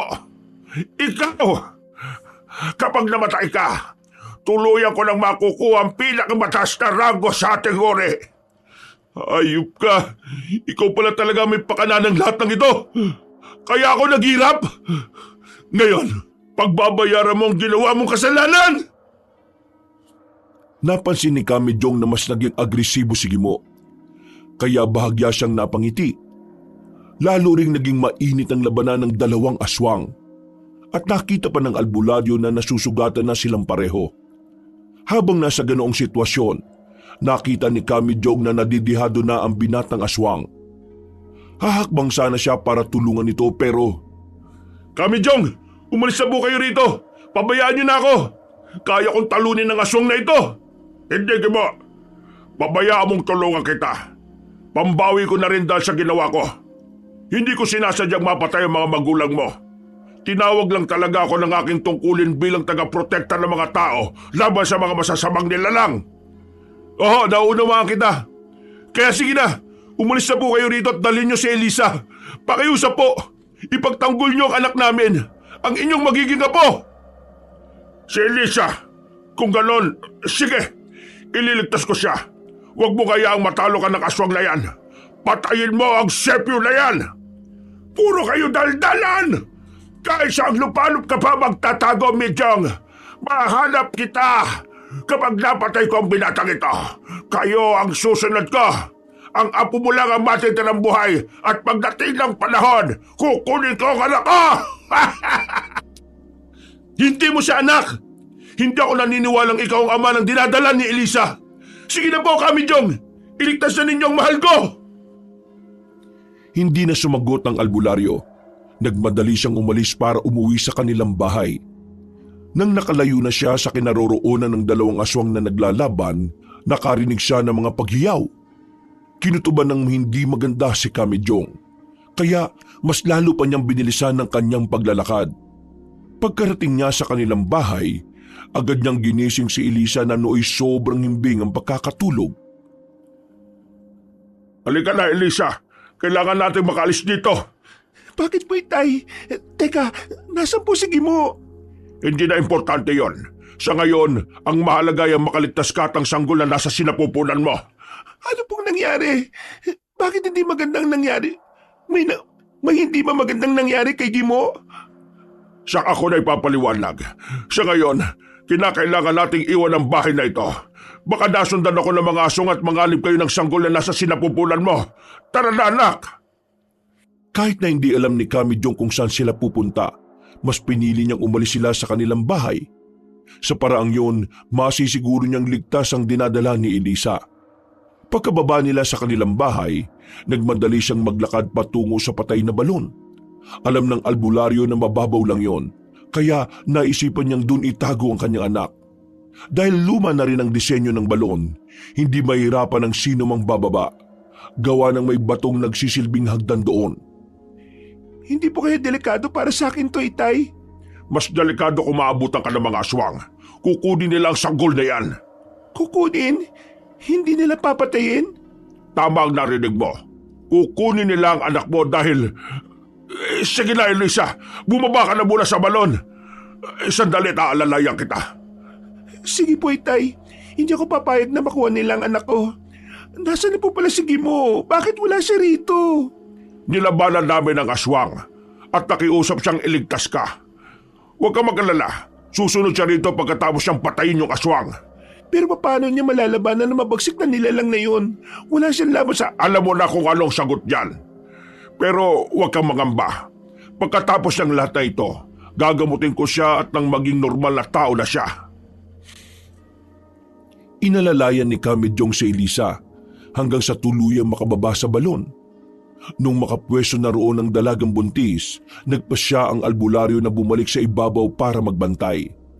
Nung naroon na siya, iginala niya ang kanyang paningin sa paligid. Hinugot na rin niya ang kanyang itak para maihanda ang kanyang sarili sa kung anumang panganib na darating. Elisa! Ayos ka lang ba dyan? Ingat kayo dyan, ah! Sige, anak. Alam ko naman kung ano ang aking gagawin. Basta, huwag ka lang masyadong magingay at baka marinig tayo ng mga aswang. Sige po, Itay. Susubukan ko po huwag makagawa ng ingay kahit pa na... Ay! Sobrang sakit ng tiyan ko. Parang manganganak na yata ako. Elisa, kumusta ang sitwasyon mo dyan? Sandali, bababa ko para tulungan ka. Parang manganganak na po, Itay. Sandali, nandiyan na ako. Teka, Elisa, pigilan mo muna ang sarili mo huwag makagawa ng ingay. May mga asong na nandito. Baka mahulin nila tayo. Nagmatsyag si Kami Jong sa kanyang paligid para kumpirmahin kung tama ang kanyang hinala. Walang ano-ano, may nakita siyang mga nagbabagang mga mata na nakatitig sa kanilang pwesto. Para hindi siya madaling mapansin, minabuti ng albularyo na umusal ng dasal para sa tagabulag. Inusalan na rin niya si Elisa at tinipan ang loob ng balon para hindi rin sila madaling mapansin ng mga nilalang na naroon. Nandito na sila, Elisa. Kumalma ka lang dyan. Ako ang bahala sa'yo. Hindi ka nila madaling makikita. Mag-ingat po kayo, Itay. Ipagdarasal ko po kayo. Ay! Isip mo muna. Pero kung pumutok na ang panubigan mo, tawagin mo ako kagad. Baka hindi makaligtas ang bata kapag nahuli tayo. Opo, Itay. Basta huwag po kayo papayag na matalo ng mga aswang na yan, ha? Napatangon na lang si Kami Jong sa sinabi ng kanyang anak. Nang mga panahong yun, muli niyang ibinaling ang kanyang pansin sa mga aswang. Napangiti na lang siya nang malamang hindi talaga siya napapansin ng mga ito. Nasa ganong sitwasyon ng albularyo nang makita niyang lumapit sa kasamahan nito si Gurang Sepio. Duguan ng nasabing aswang. Kaya nagkaroon ng kutob si Kami Jong na baka may kung ano nang nangyari kay Gimo. Nakaramdam siya ng galit sa nasabing nilalang dahil sa panggugulo nito sa kanilang tahimik na buhay. Para hindi maginala ang mga aswang na nasa loob ng balon si Elisa, lumapit si Kami Jong sa kanyang pwesto kung saan nakalihi sa kinaroroonan ng kanyang anak.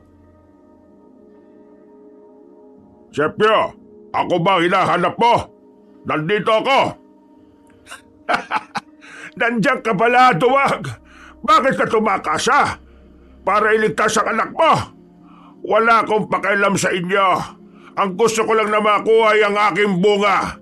Ang susunod na mamumulok sa mga aswang. Huwag kang mangarap ng gising. Hindi mo anak ang nasa sinapupunan ni Elisa. At kung anak mo man yan, hindi ko pa rin siya ibibigay sa iyo. Kung kinakailangan patayin ko kayo para lang makuha ang dapat na sa akin, gagawin ko. Wes, magkamatayan ako magkakamatayan. Hindi ako natatakot sa inyo. Sige mga kasama, maganda kayo at itulad natin siya sa ginawa ko kay Gimo. Walang hiya ka. Anong ginawa mo sa kay Gimo? Wala ka na ron. Ang mahalaga, pinatay ko na siya. Demonyo ka, Sepio. Magbabayad ka sa ginawa mo. Hindi kita hayaang mabuhay pa. Mamatay man ako, pero buhay pa rin ang aking dugo. Alam kong hindi mo kayang batayin ng aking anak. Ang apo ba? Kumpara sa kapakanan ng lahat, kahit kadugo ko'y handa kong pumatay. Bago mangyari ang iyong sinasabi, ikaw na muna ang mauna. Mga kasama, alam na ninyo ang inyong gagawin. Pagkasenyas ni Gurang Sepio, nagsitakbuhan ng mga aswang patungo sa kinatatayuan ni Kami Jong. Napahawak naman ng maigpit sa kanyang itakang albularyo at inihanda ang kanyang sarili. Pagkalapit ng mga aswang sa kanyang kinaroroonan, kinalaban niya sila at walang pagdadalawang isip na pinagtatataga. Dahil sa naging husay niya sa pakikipaglaban, isa-isa niyang naibuwal ang mga kalaban niyang nilalang. Hindi na rin naituon ni Kami Jong ang kanyang pansin sa pinuno ng mga aswang dahil mas naging agresibo pa ang mga nilalang na natitira. Kalaunan, nagawa niyang pabagsakin ng mga aswang at para masigurong hindi nababangon ulit ang mga yon, napagpasya ni Kami Jong naggilitan silang lahat ng leeg. Saktong pagkatapos niyang gawin yon, nakarinig siya ng pag-iyak ng sanggol. Itay, ang anak ko, kukunin ang aswang. Walang Itay! Walang hiya ka, Sepio. Huwag mo pakialaman ang apo ko. Nandito po siya sa loob ng balon. Tulungan mo ako. Ayokong makuha niya anak namin ni Gimo. Hindi si Gimo ang ama ng dinadala mo. Ako! Akin ang sanggol at pabayaan mo kung buhayin siya sa paraang gusto ko at nararapat. Lubayan mo ang apo ko! Umalis ka dito dahil kung hindi, mamamatay ka dyan sa loob ng balon! Napatawa si Gurang Sepio. Umusal na naman ng orasyon si Kamijong. Pero bago pa man niya masambit ang susi ng kanyang pantigalpo, may malakas na puwersang tumama sa kanya. Hindi niya naiwasan yon at naging rason ito para mapatras siya at mapalumpasay sa lupa. Napanganga na lang siya at agad na napatayo nang makita niyang lumabas sa balon ng aswang habang karga nito ang batang nakalawit pa ang pusod. Huwag mong kunin ang apo ko! Kapag ginawa mo yan, uubusin ko ang lahi ninyo! Gawin mo, Medyong! Hindi ako natatakot sa mga salita mo! Diyan na kayo at kailangan ko bang dalhin ang anak ko sa kuta! Napatakbo si Kamijong patungo sa kinaroroonan ni Gurang Sepio. Nang makalapit na siya dito, sa hindi niya inaasahan ay lumundag ng napakataas sa matandang aswang. Napatimbagang na lang si Kamijong dahil sa galit. Itay! Nabawi niyo ba anak ko? Demonyo aswang yun! Baka kung anong gawin niya sa sanggol! Huwag ka magkalala. Hahanapin ko siya at susundan patungo sa kanilang kuta. Hindi ako papayag na mangyari ang sinasabi niya. Teka, totoo bang sinabi niyang hindi sige mo ang ama ng bata? Hindi ko rin alam.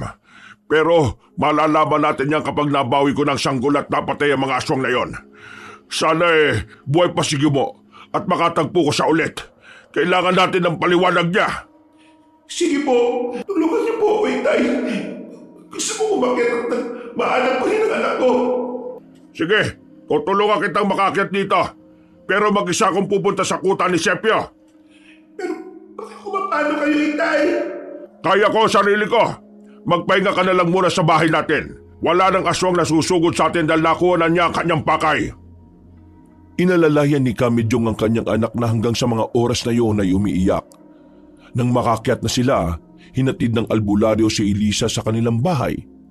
Umusal na rin siya ng pampabakod na orasyon para walang masamang elemento na makapasok sa kanilang bakuran. Nang masiguro na niyang ligtas si Elisa doon, nagpaalam siya sa kanyang anak para sundan si Gurang Sepio. Alam niyang walang masamang mangyayari sa sanggol, pero ang tanging inaalala lang niya ay baka gamitin niyo na matandang aswang para sa pansarili niyang interes. Nasa kalagitnaan siya ng kanyang paglalakbay para puntahan ang pinaghihinalaan niyang kuta nang may biglang lumapag sa kanyang harapan. Inihanda ni Kamijong ang kanyang sarili at nang malaman niya kung sino yon, ibinaba niya ng bahagya ang kanyang hawak na itak. Gimo, buhay ka. Anong nangyari? Bakit nakatakas mula sa iyo si Gurang Sepio? May masamang balita pala ako sa iyo. Tinagay niya ang anak niyo ni Elisa. Ano? Hindi talaga titigil ang matandang aswang na yon? Humanda siya. Papatayin ko siya kapag nagkasagupa ulit kami. Malamang, dadalhin niyo sa kanyang kuta. Tayo na, at kailangan natin mabawi ang sanggol. Sige, bilisan natin ang paglalakad. Sigurado ko na may hindi magandang binabalak ang aswang na yon.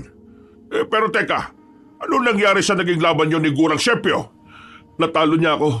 Naisahan. Buti na lang at may nagligtas sa akin na isang albularya. Yun ang dahilan kung bakit nabuhay ako. At nanumbalik ang lakas ko. Kung gayon nasaan na siya? Bakit hindi mo siya kasama? Hindi ko alam. Pero nang medyo naalimpungatan na ako, nakita ko siyang naglaho. Nagmistula siyang liwanag na unti-unting nawala sa karimlan. Mapalad ka dahil binigyan ka pa ng ikalawang pagkakataon para mabuhay. Tama po kayo. At hindi ko sasayangin ang pagkakataong ito. Nasabi din pala sa akin ng albularya na hindi sigurang Sepio ang tatay ng sanggol na dinadala ni Elisa. Ako ang tatay. Gumawa lang ng kwento matandang aswang na yon para makuha ang sanggol at maisalin niya roon ang kanyang buhay at enerhiya. Maisalin ang buhay at enerhiya? Para saan? Para maging bata siya. Ang katawan na gagamitin ni Gurang Sepio ay katawan ng isang bata. Pero ang isipan niya, ang puso at maging ang kaluluwa ay pagmamay-ari pa rin niya. Kumbaga, magiging pagmamay-ari niya ang pisikal na katawan ng sanggol. Walang hiya siya. Demonyo! Kailangan talaga mapigilan natin siya. Oo, Kamijong. Kailangan mapatay natin siya at maging ang iba pa niyang mga kasama. Sa paraang yon, magiging tahimik na ang buhay natin. Humanda sa akin ang aswang na yon. Ako ang papatay sa kanya! Para hindi gaanong mapagod ang albularyo, nagpalit ng anyo si Gimo at naging isang dambuhalang aso. Pinasakay niya si Kamijong sa likurin nito at nagpatuloy sa kanilang paglalakbay patungo sa kuta ni Gurang Sepyo. Nang lumaon, nakarating na sila sa isang liblib na nayon. Wala silang nakitang kabahayan roon. Mga puno lang at mga ligaw na damo. Bago sila nagpatuloy, minabuti nilang dalawa na magmatsyag na muna. Bumaba si Kamijong sa likod ng aswang. Agad ding nagpalit ng anyo si Gimo at muli itong naging isang tao. Gimo, patawarin mo ako kung nagawa kong patayin ng iyong mga magulang. Hindi naman sila ang aking punteriya nung gabing yun eh. Sigurang Sepyo. Siya ang nag-aasik ng lagim sa nayong pinanggalingan ko. Pero ang ama't ina mo, ang aking nakasagupa ron. Matagal na po nangyari yun, Kamijong. Kalimutan na natin ang nakaraan. Ang mahalaga sa ngayon, mabawi natin ang sanggol na tinangay ni Gurang Sepyo. Salamat at naging malawak ang pag-iisip mo. Huwag ka mag-alala. Mababawi natin ang anak niyo ni Elisa. Mukhang hindi maganda ang kutob ko ha. Sobrang tahimik sa paligid at wala man lang kahit na anong pulisip na gumagawa ng ingay. Maganda na lang tayo. Paniguradong natimbrihan na ni Gurang Sepyo ang mga kasama niya patungkol sa pagdating ko rito. Pagugulat din siya kapag nalaman niyang buhay pa ako. At pagkatapos ng lahat ng ginawa niya sa akin, humanda siya. Ipapatikim ko sa kanyang ganti ng isang ama na ninakawan ng anak. Sandali. May gumagalaw sa bandang silangan. Malamang mga alagad yan, Sepyo. Susubukan kong tingnan kung totoo ang ating hinala. Sandali lang. Sige, mag-ingat ka. Pero teka, baka makita ka nila, Gimo. Huwag kayong mag-alala. Hindi ako papayag na makita nila. Magpapalit na lang ako ng aking anyo. Napatango na lang si Kamijong sa sinabi ng binata. Nang makalis na si Gimo, nagsimula na rin maglakad ang albularyo para alamin kung may iba pang aswang na naroon. Sa kabila ng mga nangyayari, nagpigil na lang siya ng kanyang tawa nang marinig niya ang paghuni ng tuko. Alam niya kagagawan yun ni Gimo. Kaya inalam niya kung saan ito naroon. Susundan na sana niya ang binatang aswang nang bigla siyang makarinig ng kaluskos na papalapit sa kanya. Napahawak na lang ng maigpit si Kamijong sa kanyang itak nang makita niya ang 6 na mga pares ng nagbabagang mga mata. Sumugod ang mga ito sa kanya, kaya minabuti niyang labanan ng 3 aswang. Ginawa niyang mabilis at tahimik ang pakikipaglaban sa kanila hanggang sa napabagsak niya ang mga ito. Noon din, may narinig siyang pag-angil sa hindi kalayuan. Naisip niyang baka si Gimo yun at nahihirapan sa mga kalaban niya. Kaya tumakbo na si Kamijong para puntahan ang binata. Gimo, huwag ka magpapatalo sa libang yan. Alalahanin mo ang pakay natin sa lugar na ito. Huwag kayong mag-alala. Kaya kong labanan ng latang ito. Mas nag-ibayon na rin ang lakas ko. Mahusay, Gimo. Sige, yan nga. Kagatin mo sila at mali na kanilang mga leeg. Yan ang nararapat sa mga aswang na yan. Pagbabayaran ng pinuno niyo ang ginawa niya sa anak namin ni Elisa. Noong maubos na ni Gimo ang mga aswang na nandun, nagpasya silang umalis sa nasabing lugar. Nagpatuloy sila hanggang sa matanaw na nila ang maliit na nayon kung saan nagkukuta ang mga aswang. Alam ni Kamijong na nandun si Gurang Sepyo, kaya nanigurado silang hindi sila mahuhuli ng mga alagad nito. Kung ang mga magulang ko pa rin ang namumuno, sigurado kong hindi magiging ganito kasama ang mga aswang. Pero napakawais ni Gurang Sepyo. Pinatay niya ang lahat ng kapamilya ko. Hindi natin siya bibigyan ng pagkakataong mabuhay pa. Kung sino man sa atin na magkakaroon ng pagkakataon para patayin siya, gawin na kagad natin. Tama po kayo, Kamijong. Ang mga kagaya ni Gurang Sepyo ay hindi dapat kinakaawaan at binibigyan ng tsansang mabuhay ulit. Nasa kalagitnaan sila ng kanilang paglalakad nang may makita silang halos 20 aswang na papasugod sa kanilang pwesto. Inihanda naman ni Kamijong ang kanyang sarili. Napalingon na lang siya kay Gimo nang makita niyang nagpalit ng anyo ang aswang at naging isang malaking aso. Pagsasabihan sana niya ang binata pero bigla itong tumakbo para salubungin ang napakaraming nilalang. Wala namang nagawa si Kamijong kung hindi ang tumakbo na rin para tulungan ang ama ng kanyang apo. Nakipaglaban silang dalawa sa mga aswang. Noon din, minabuting mag-usal ang albularyo ng dasal para tawagin ang ibang gabay niya. Pagkawika niya ng mga katagang yun, mas lalo siyang naging maniksi at malakas. ramdam din niyang nadagdagan ng kanyang espiritual na kapangyarihan. Kaya mas nag-ibayo rin ng kanyang kakayahan. Nung halos kalahati na lang ang natitira, muling nagpalit ng kanyang anyo si Gimo at naging isang mabalahibong tao. Makakaya natin ang lahat ng ito, Kamidyong. Magtiwala lang tayo sa isa't isa. Oo, mauubos natin ang mga kampo ni Gurang Sepyo. Mababawasan na natin sila. At sigurado ko nakakaunti na lang ang mga tauhan niyang nasa mismong kuta nila. Ubusin na natin to at nang mapasok na natin ang kinukutaan ng aswang na yon. Sige, para matapos ang lahat ng ito at nang makauwi na tayo. Kailangan pa kitang gamutin para maging karaniwang tao ka na lang. Teka, pwede ba yun? Kahit na nakatikim na ako ng karne ng tao? Oo, ako ang bahala. Gagamitin natin ang mataas na uri ng ritual na nakapaloob sa lihim ng mga lihim. Magtiwala ka lang sa kakayahan ko at magagamot kita. Sige po, alam naman ninyo na meron akong tiwala sa inyo kahit nung una pa lang. Ipinagpatuloy nila ang kanilang pakikipaglaban sa mga aswang na naroon. Nung patapos na sila, nagulat silang dalawa nang makitang may ikalawang pangkat pang papalapit sa kanila. Para mas mapadali ang pagpaslang nila sa mga aswang na yon, umusal na si Kamidyong ng tigalpo para mawala sa pokus sa mga aswang.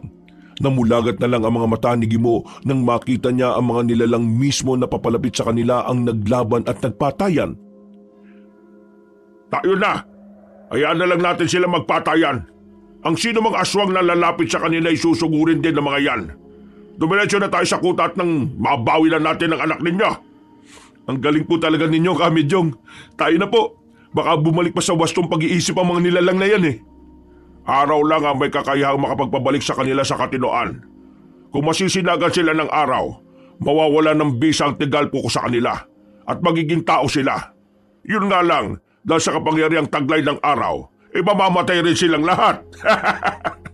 Nasisiguro ko magtatagumpay tayo, Kamidyong. Ang galing nyo po at ang tikas. Huwag po na tayo magsaya. Mamaya na kapag naiuwi na natin ang sanggol na dinukot ng Gurang Sepyo na yon. Pagkatapos magwika ni Kamidyong, siya na mismo ang naunang naglakad patungo sa kuta ni Gurang Sepyo. Habang umuusad patungo roon, nagmatsyag sila sa paligid. Gamit ang kanyang malakas na intuisyon, inalam ng albularyo kung marami pa ang mga nilalang na naroroon. Nang maramdaman niyang kakaunti na lang, sinabi niya kay Gimo na bilisan nila ang kanilang pagpunta sa kuta. Noong nasa labas na sila nito, mukhang marami pa po ang aswang na naririyan sa loob ng kuta nila. Anong ibig mo sabihin? Paano nangyari yon? Gayong ramdam ko ng mahina ang enerhiya dyan sa mismong kuta nila. Yun ang hindi ko alam. Siguro may kung anong ginawa si Gurang Sepyo para hindi mo maramdaman ng ibang aswang na nasa loob. Aswang ako, kaya ramdam ko ang enerhiya nila. Mukhang tama ka nga, Gimo. Marahil, iniisip ng pinuno ng mga aswang na patay ka. At kung mag-isa lang akong susugod, iisipin kong wala siyang kasama dyan. Buti na lang talaga kasama kita. Kung hindi po, baka nakapasok na kayo sa patibong na inihanda niya. Ngayon, gugulatin natin sila. Sila mismo ang ating sisiluhin sa patibong na kanilang ginawa. Tayo na! Habang papasok sa kuta ni Gurang Sepyo, umusal ng orasyon para sa tagabulag si Kamidyong. Nag-orasyon din siya para kahit papaano ay magkaroon siya ng karagdagang kabal sa kanyang katawan. Saktong pagkapasok nila, pareho silang natigilan nang makita nila ang mga aswang na nakahanda para sa kanilang pagdating. Dahil may tagabulag sila, hindi sila napansin ng mga nilalang na naroon. Lalapitan ko ang mga aswang na yan at gigilitan. Kapag nasimulan ko na ang pagpatay sa kanila, pakihanap na lang si Gurang Sepyo. Kunin mo ang iyong anak at hanggat maaari huwag ka magpapahuli sa kanya. Iuwi mong sanggol at ako nang bahala sa pinuno ng mga aswang na yon. Pero hindi po kita pwedeng pabayaan, Kamidyong. Ako malalagot kay Elisa kapag hindi tayo magkasamang umuwi. Basta sundin mo lang ang sinasabi ko. Unahin nating iligtas ang sanggol. Yan ang pinaka-importante sa ngayon. Sige po, Kamidyong. Susundin ko na lang po yung sinasabi ninyo. Pero paano kung mahuli ako ni Gurang Sepyo? Ako nang bahala. Ililigtas ko kayo. Basta sikapin mong mailigtas ang sanggol. Sige po. Malaki naman po ang tiwala ko sa inyo eh. Marahang lumapit si Kamijong sa aswang na nasa bandang dulo ng kanyang hanay. Bago nito gilitan ng leeg ng nasabing nilalang, sumenyas na siya kay Gimo. Nang makalis naman ang binatang aswang, binilisan ni Kamijong ang kanyang paggalaw. Nakalimang aswang na siyang nagigilitan nang mapansin siya ng iba pa. Napatungal ang mga iyon na parang mga ligaw na hayop. Kaya nabahala na si Kamijong. Pero sa halip na matinag, minabuti niyang harapin ang mga aswang na naroon. Pinaligiran siya ng mga aswang.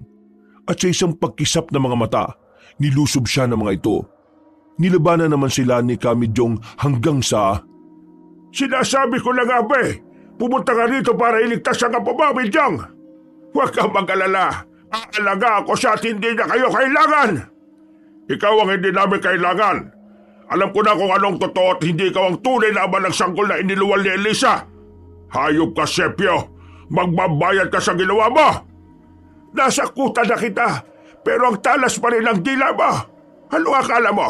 May magliligtas sa iyo rita? Wala na, sige mo, kaya mag-isa ka na lang. Kahit na mag-isa lang ako, hindi ako natatakot sa iyo. Kahit na ano pa ba na mangyari, babawi ko ang aking apo. Yan ay kung magagawa mo. Itinaas ni Gurang Sepio ang kanyang kaliwang kamay at napalunok na lang ng kanyang laway ang albularyo nang makita niya ang napakaraming aswang na papalapit sa kanyang pwesto. Nabahala siya na baka hindi niya kayanin ang mga ito. Ganun pa man, sinikap niyang maging kampante at isipin ang kahalagaan ng paglilitas nila sa kanilang apo. Alam niyang kapag nagawa niyang libangin ang mga aswang na naroon, magiging madali para kay Gimo ang kunin ng sanggol na kinuha ni Gurang Sepio. Mga alagad! Kalabanin niyo at pahirapan ang albularyo ito. Huwag niyo siyang papatayin dahil ako ang kikitil sa buhay niya. Matapang ka lang dahil may mga kasama ka. Kung tayong dalawa maglalaban, masisiguro kong mamamatay ka lang ng wala sa oras. Napahalakak si Gurang Sepio at pinanood ng kanyang mga kauri habang inaatake si Kamijong. Napausal naman ang kanyang dasalang albularyo at ginamit niya ang espiritual na espada para maging madali para sa kanya ang pagpuksa sa mga nilalang na naroon. Kalaunan, isa-isa na niyang napapabagsak ang mga aswang. Nagalit naman si Gurang Sepio at pinilit ang iba pa niyang kasamahan na labanan ng albularyo. Nang makita ni Kamijong na medyo hirap na ang mga aswang dahil sa mga sugat na kanilang natamo, nagpasya siyang umusal ng orasyon para mawala sa katinoan ng mga iyon. Nakita ng pinuno ng mga aswang ang nangyari sa kanyang mga kasama at mas nanggalaiti siya nang makitang nagpapatayan na ang kanyang mga kasama. Hayop ka, Midyong! Ano ginawa mo sa mga alagad ko? Sila mismo ay naglalaban-laban! Iyan lang dapat sa kanila. Maya-maya lang ay mauubos sila at ikaw na lang ang matitira. Hindi ako papayag! Kung mapamatay man ang aking mga kasamahan, isasama kita sa kanila! At sa palagay mo ba ipapayag ako? Wala ka magagawa. Hindi ka na makakatakas dito. Pagkatapos ng lahat ng ito, babalik ulit ako sa pagkabata. Magiging mas malakas ako at mas maliksi. Higit pa sa kakayahan ko ngayon. At lumabas din sa bibig mo. Plano mong gamitin ang aking apo para sa pansarili mong interes. Hindi ako papayag. Teka, ano nga ulit ang sinabi mo kay Gimo? Mas magiging malakas ang aswang kapag lalo itong tumatanda. Tama ang iyong narinig. Pero kung makakahanap ang isang aswang ng pagsasalinan ng kanyang kaluluwa, lalo siyang lalakas at hindi rin siya madaling paghihinalaan. At ang apo mo ang magiging instrumento riyan. Yan ay kung magagawa mo pa. Sa ngayon, paniguradong wala ng sanggol sa kung saan mo siya nilagay. At paano mo naman nasisiguro? Ang alam ko, albularyo ka lang, pero hindi ka maghuhula. Sigurado ako, dahil kasama ko magliligtas sa apo ko. Napakagaling ng imahinasyon mo, Midyong. Sino naman? Ako! At nakuha ko ng anak ko, Gurang Sepio. Hindi mo na siya magagamit pa. Sige lagi mo, umuwi ka na para mailigtas ang bata. Walang kasama si Elisa sa bahay. Hindi ka, Midyong. Tutulong po ako para mapatay ang aswang na yan. Nagpapatawa ka rin, Gimo. Ako, mapapatay din niya. Ikaw ang uunahin ko. Kahit 100 beses kang mabubuhay, 100 beses rin kitang papatayin. Sa palagay mo ba papayagan kita? tayong dalawa ang maglalaban hanggang isa sa atin ang mamamatay. Pakawalan ba ka? Papatay ko ang binatang yan at kukunin ang apo ba? Sige na, Gibo. Mas kailangan ka ni Elisa at ng anak mo. Tumakas ka na. Umuwi kayo at umalis sa ating bahay. Ako nang bahala rito. Sige, kung yan ang gusto mo. Pero mag-iingat ka po. Babalikan kita rito kapag hindi ka kagad nakauwi. Hindi nakasagot si Kamijong sa binata. Sinenyasan na lang niya itong umalis na dahil nagsisimula na siyang makipagpambuno kay Gurang Sepyo. Naglaban ang albularyo at ang pinuno ng mga aswang. Habang nasa ganong sitwasyon sila, naglalaban din ang ibang aswang na nawawala sa kanilang katinuan. Dahil mas malakas ang aswang sa albularyo, sa hindi inaasahan ni Kamijong na ibalibag siya ng pinuno ng mga aswang. Tumilapon siya sa mga nilalang na nagkakagulo, kaya napatawa na lang si Gurang Sepyo. Mga alagad, patayin niyo ang albularyo yan. Wala na tayong oras. Kailangan natin sundan ng tumangay sa sanggal. Nakalimutan mo yata, Gurang Sepyo. Nasa ilalim sila ng aking orasyon at wala silang ibang susundin kundi ako. Anong ibig mong sabihin? Hindi mo na kailangan marinig ang sagot ko.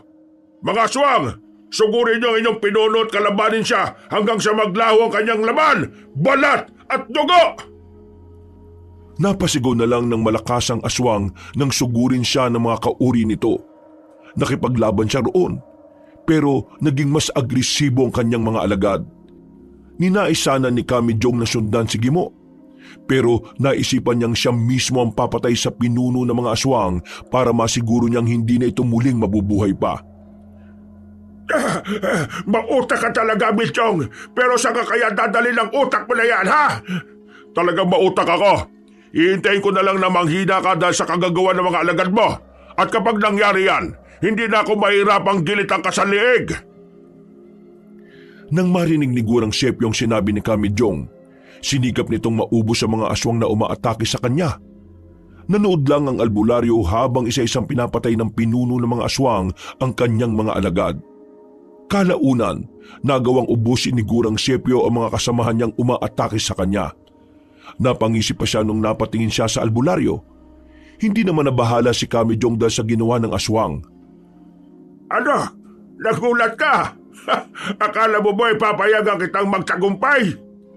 Hindi man nagtagumpay ang mga alagad mo sa pagpatay sa iyo. Gagawin ko pa rin yan at hindi ako kagaya ng mga kauri mong mahihila. Mabilis na sumugod si Kamijong sa kinaroroonan ni Gurang Sepyo. Naglaban silang dalawa at kahit na mas malakas at mas maliksi ang pinuno ng mga aswang, nagagawa namang makailag ng albularyo sa kanyang mga pag-atake. Sa hindi inaasahan ni Kamijong, mas naging maliksi ang paggalaw ng nilalang at naibuwal siya nito sa lupa. Babangon pa sana siya, pero biglaan siyang naibabawan ng aswang saka sinakal gamit ang kanyang kaliwang kamay. Ngayon, bubulagi ko na rin ang kanang mata mo. Tingnan natin kung ano pa makikita mo pagkatapos kong durugin yan. Kahit na wala na akong makita, ayos lang. Ang mahalaga, nagtagumpay kami sa pagligtas sa aking apo. Diyan ka nagkakamali. Hanggat tumihinga ko, hahanapin ko sila at kukunin ang anak ni Elisa. Tingnan na lang natin kung mabubuhay ka pa pagkatapos ng gabi ito. Sinubukan ng aswang na durugin ng kanang mata ni Kamijong. Sinikap naman ng albularyo na pigilan ng kamay ni Gurang Sepyo. Pero dahil nasa ilalim siya nito, naging limitado ang kanyang paggalaw. Habang papalapit ang daliri ng aswang sa mata niya, nanginig ang mga kamay niya hanggang sa unti-unti nang natalo ni Gurang Sepyo ang kanyang lakas. Napamura na lang si Kamijong nang bigla niyang maramdaman ang matulis na kuko ng pinuno ng mga aswang. Bago pa man tuluyang tumarak sa kanyang kanang mata ang kuko ng nilalang, nagtaka siya kung bakit bigla na lang itong napaungol at natigilan. Iginala ng albularyo ang kanyang paningin hanggang sa may makita siyang nagbabaga mga mata sa hindi kalayuan. Walang iya ka!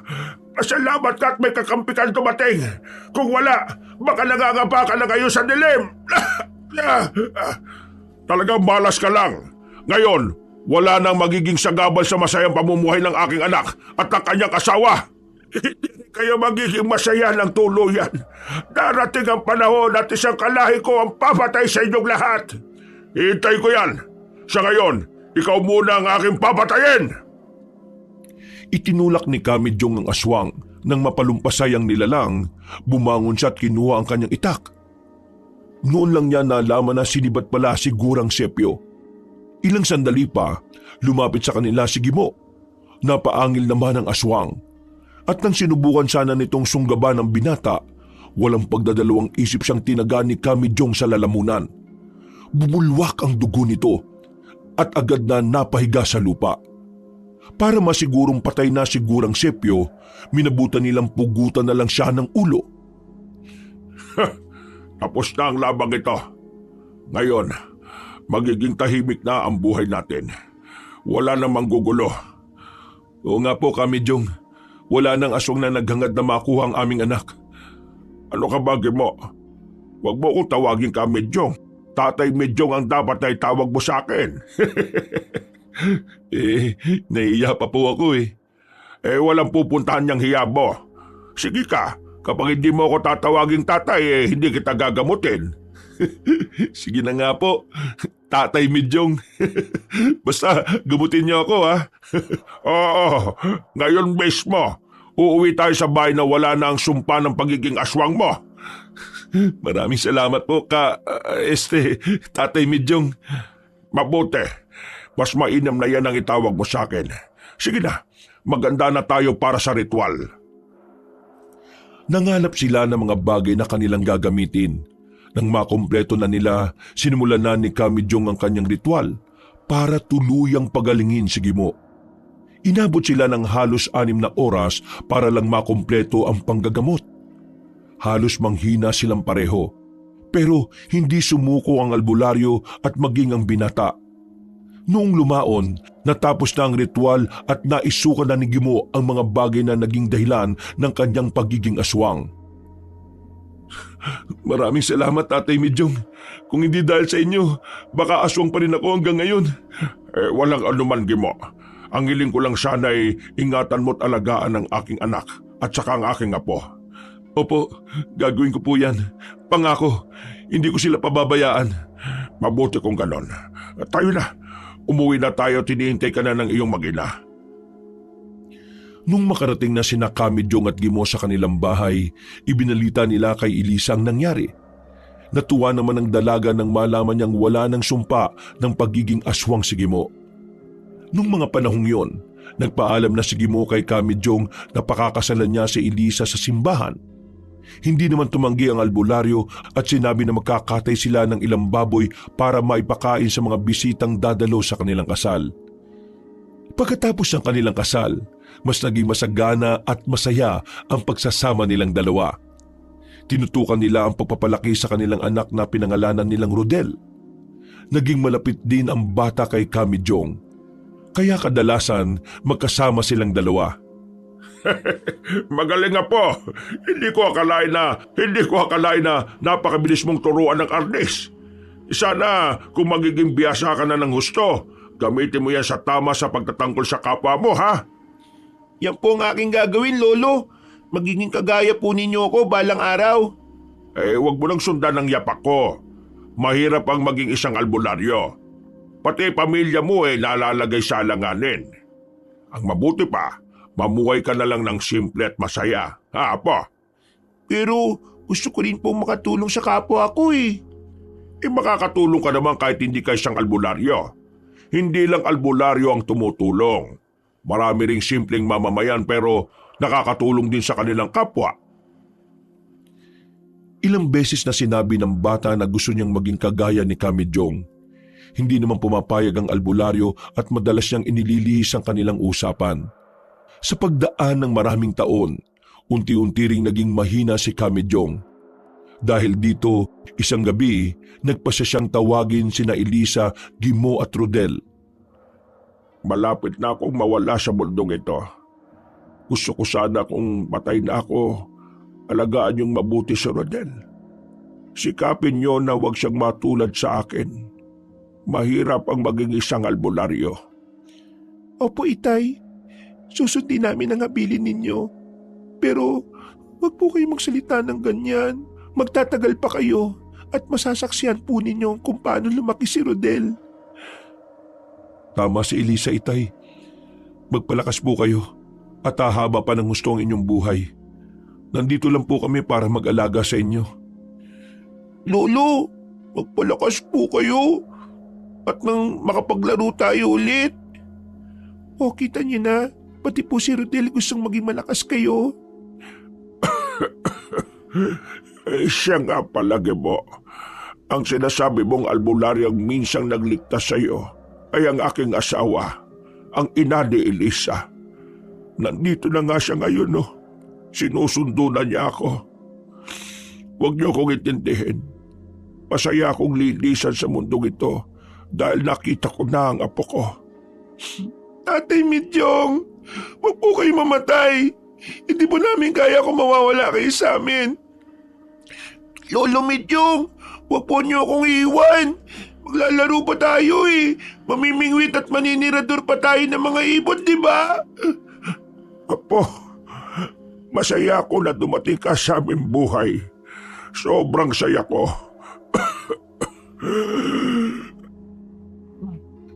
Napayak na lang silang tatlo nang makita nila kung paano malagutan ng hininga ang albularyo.